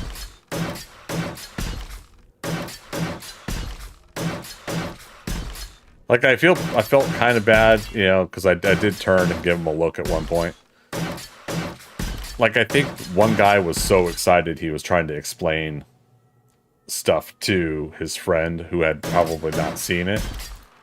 And he was doing the whole like, you know, okay, so this is where James Cameron did this for the first time, and this is where you know, nobody had ever done this before. And I'm like, wait until after the movie. Let the person experience it for the first time without your DVD commentary, you know. But yeah, I get it though. It's like I don't want to ruin somebody else's excitement, but I know that that's like one of the things that, you know, some people like to do. They like to explain everything to other people during the movie. And I've kind of done it myself, you know, and I stopped doing it at one point because I know it annoyed people.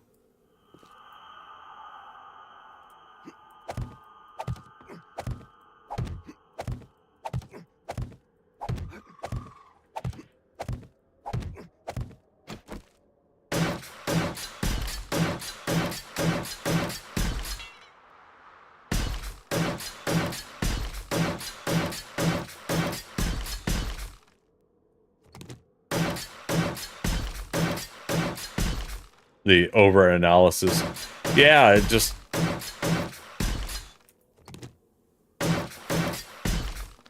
It tends to be why I like to go to the movies by myself. I love my friends dearly, but almost every friend I would go to the movie theater with would want to comment on everything or talk through a movie. And it's like, dude, I'm here. I'm movie. This is my thing. We'll talk about it afterwards, you know? Which is why I do subscribe to the idea of not dinner and a movie, but movie and then dinner for any date. Especially a first-time date. Because if it's someone that you are going out with for the first time, and you go see the movie first, at very minimum, you've got an icebreaker conversation. You could talk about the movie at dinner. If you go to dinner and then a movie, it's like this possible awkward silence after you've just had a conversation at dinner. Or maybe you are really enjoying their company and you want to talk through the movie to get to know them more. My wife loves to ask me questions about the movie while we are both watching it for the first time. Oh no. I don't think I could do that.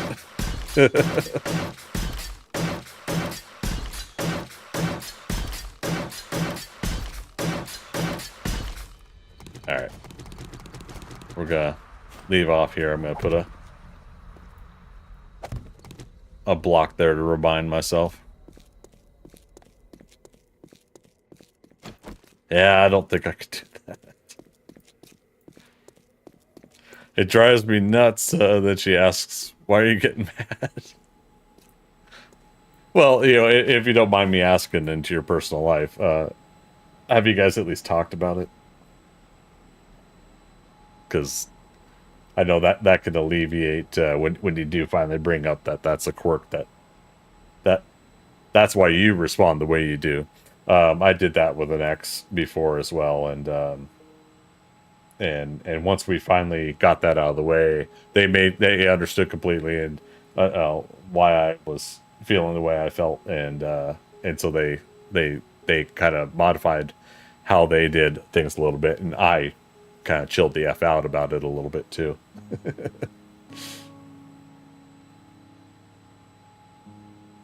Oops. Just close down a tab I didn't want to close down. All right, so we just did our daily vote on the webpage. Here is our vote in game. So now we should have 5,000 and some more coins available. 5,206. Okay, perfect.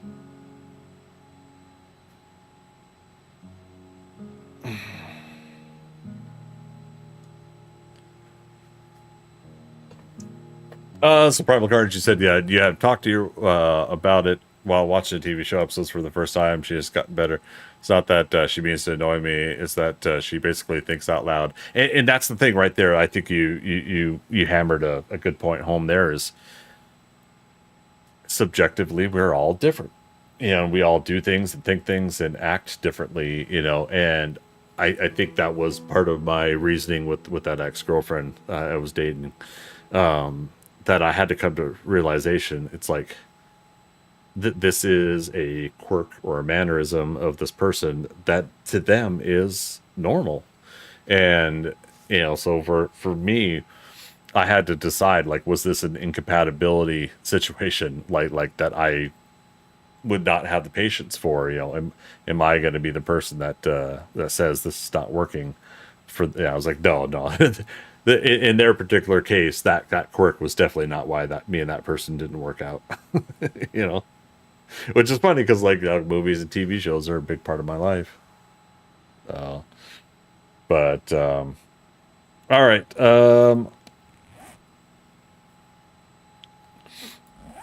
Damn it! It's like only 96 more blocks. Let's finish this. But then we're closing out stream after these blocks are filled in.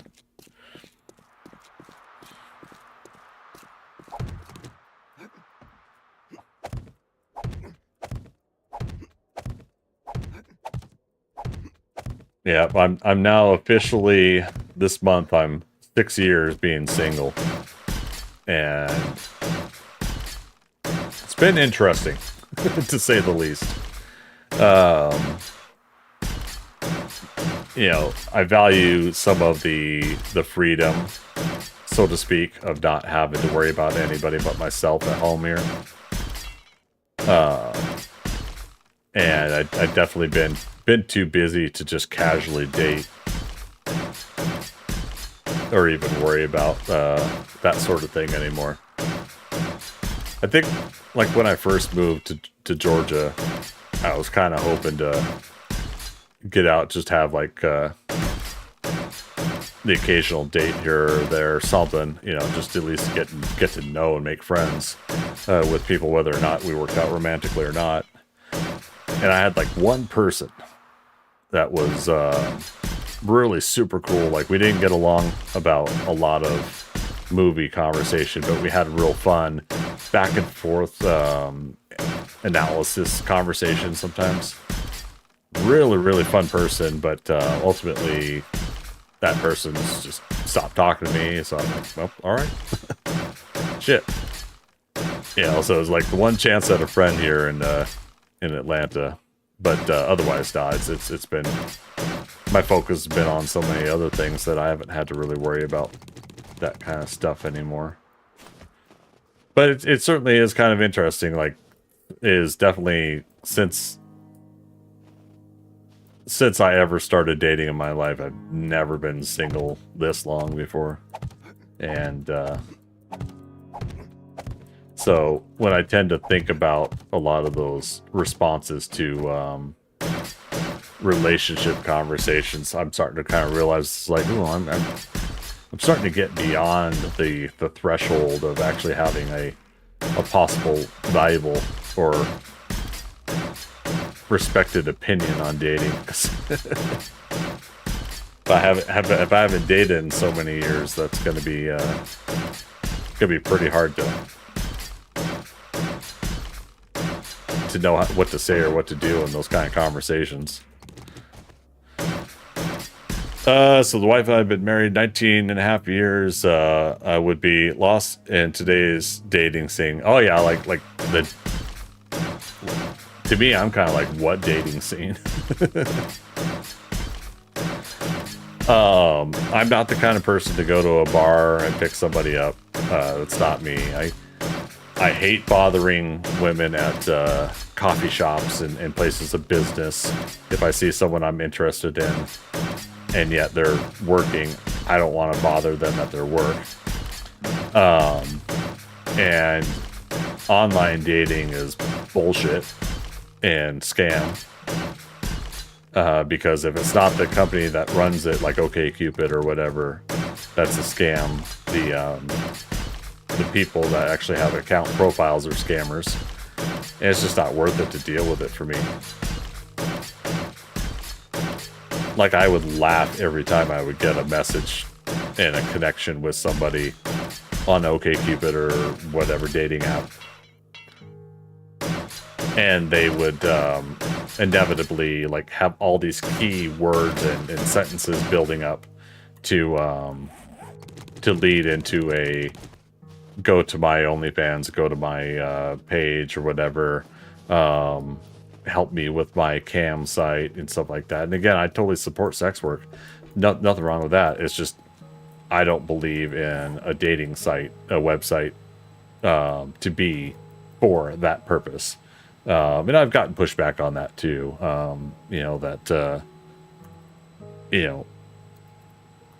That can be a form of relationship for people that don't mind the online nature of it, the long distance nature of it, or the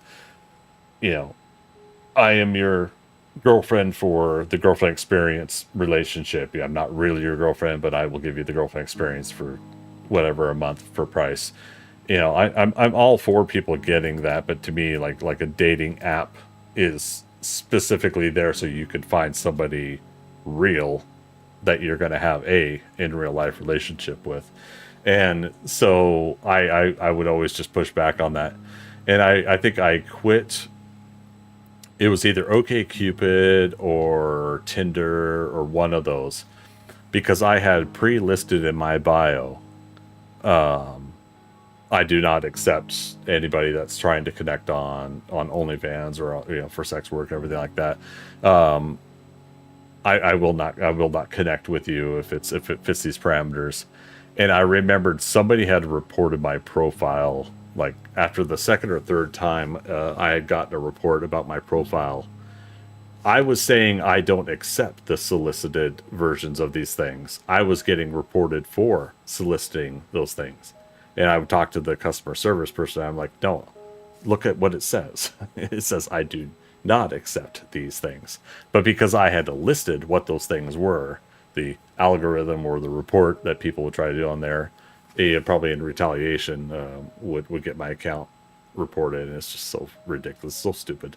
Anyways, yeah, to me, like a dating app should be specifically for the purposes of finding someone in real life.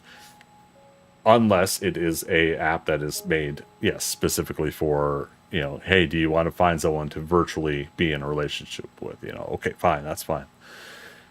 But yeah, it just seems so ridiculous to me. But yeah, I could go on to that forever and ever, diatribe on that. But we are done with the stream tonight, you guys. I certainly appreciate you coming out. Appreciate the patience too as we continue to work on the ThunderCats Lair. Brief reminder again that we are 33,000 blocks into the build of what I estimate will be around 100,000 blocks, so we're a third of the way, I think. Could be more, could be less, but I estimate roughly about 100,000 block build. So over the course of the next, I think, 4 weeks, real life time, with chunks of our stream time in there, I'm going to be doing what I can to continue to build up the blocks here and fill everything in. For those that didn't see the build, let me do one more check if it's not too foggy. Just to share with you all how it's looking so far. Oh, you know what? Actually, we could just teleport up to the leg. Home 3. There we go. So yeah, not able to see all of it because of the fog and everything, but everybody could at least see the size of the build from this angle. And so it's coming along pretty nicely. Once the upper arms and the chest comes into play, then you really start to get to the scale and the size of all of this. So it's getting there. We will be back on Wednesday for the next scheduled 7 Days to Die stream. Tomorrow I have off, Sunday I have off, and then Monday and Tuesday will be Valheim. Thursday will be Valheim. So Wednesday, Fridays, and Saturday evenings are 7 Days to Die.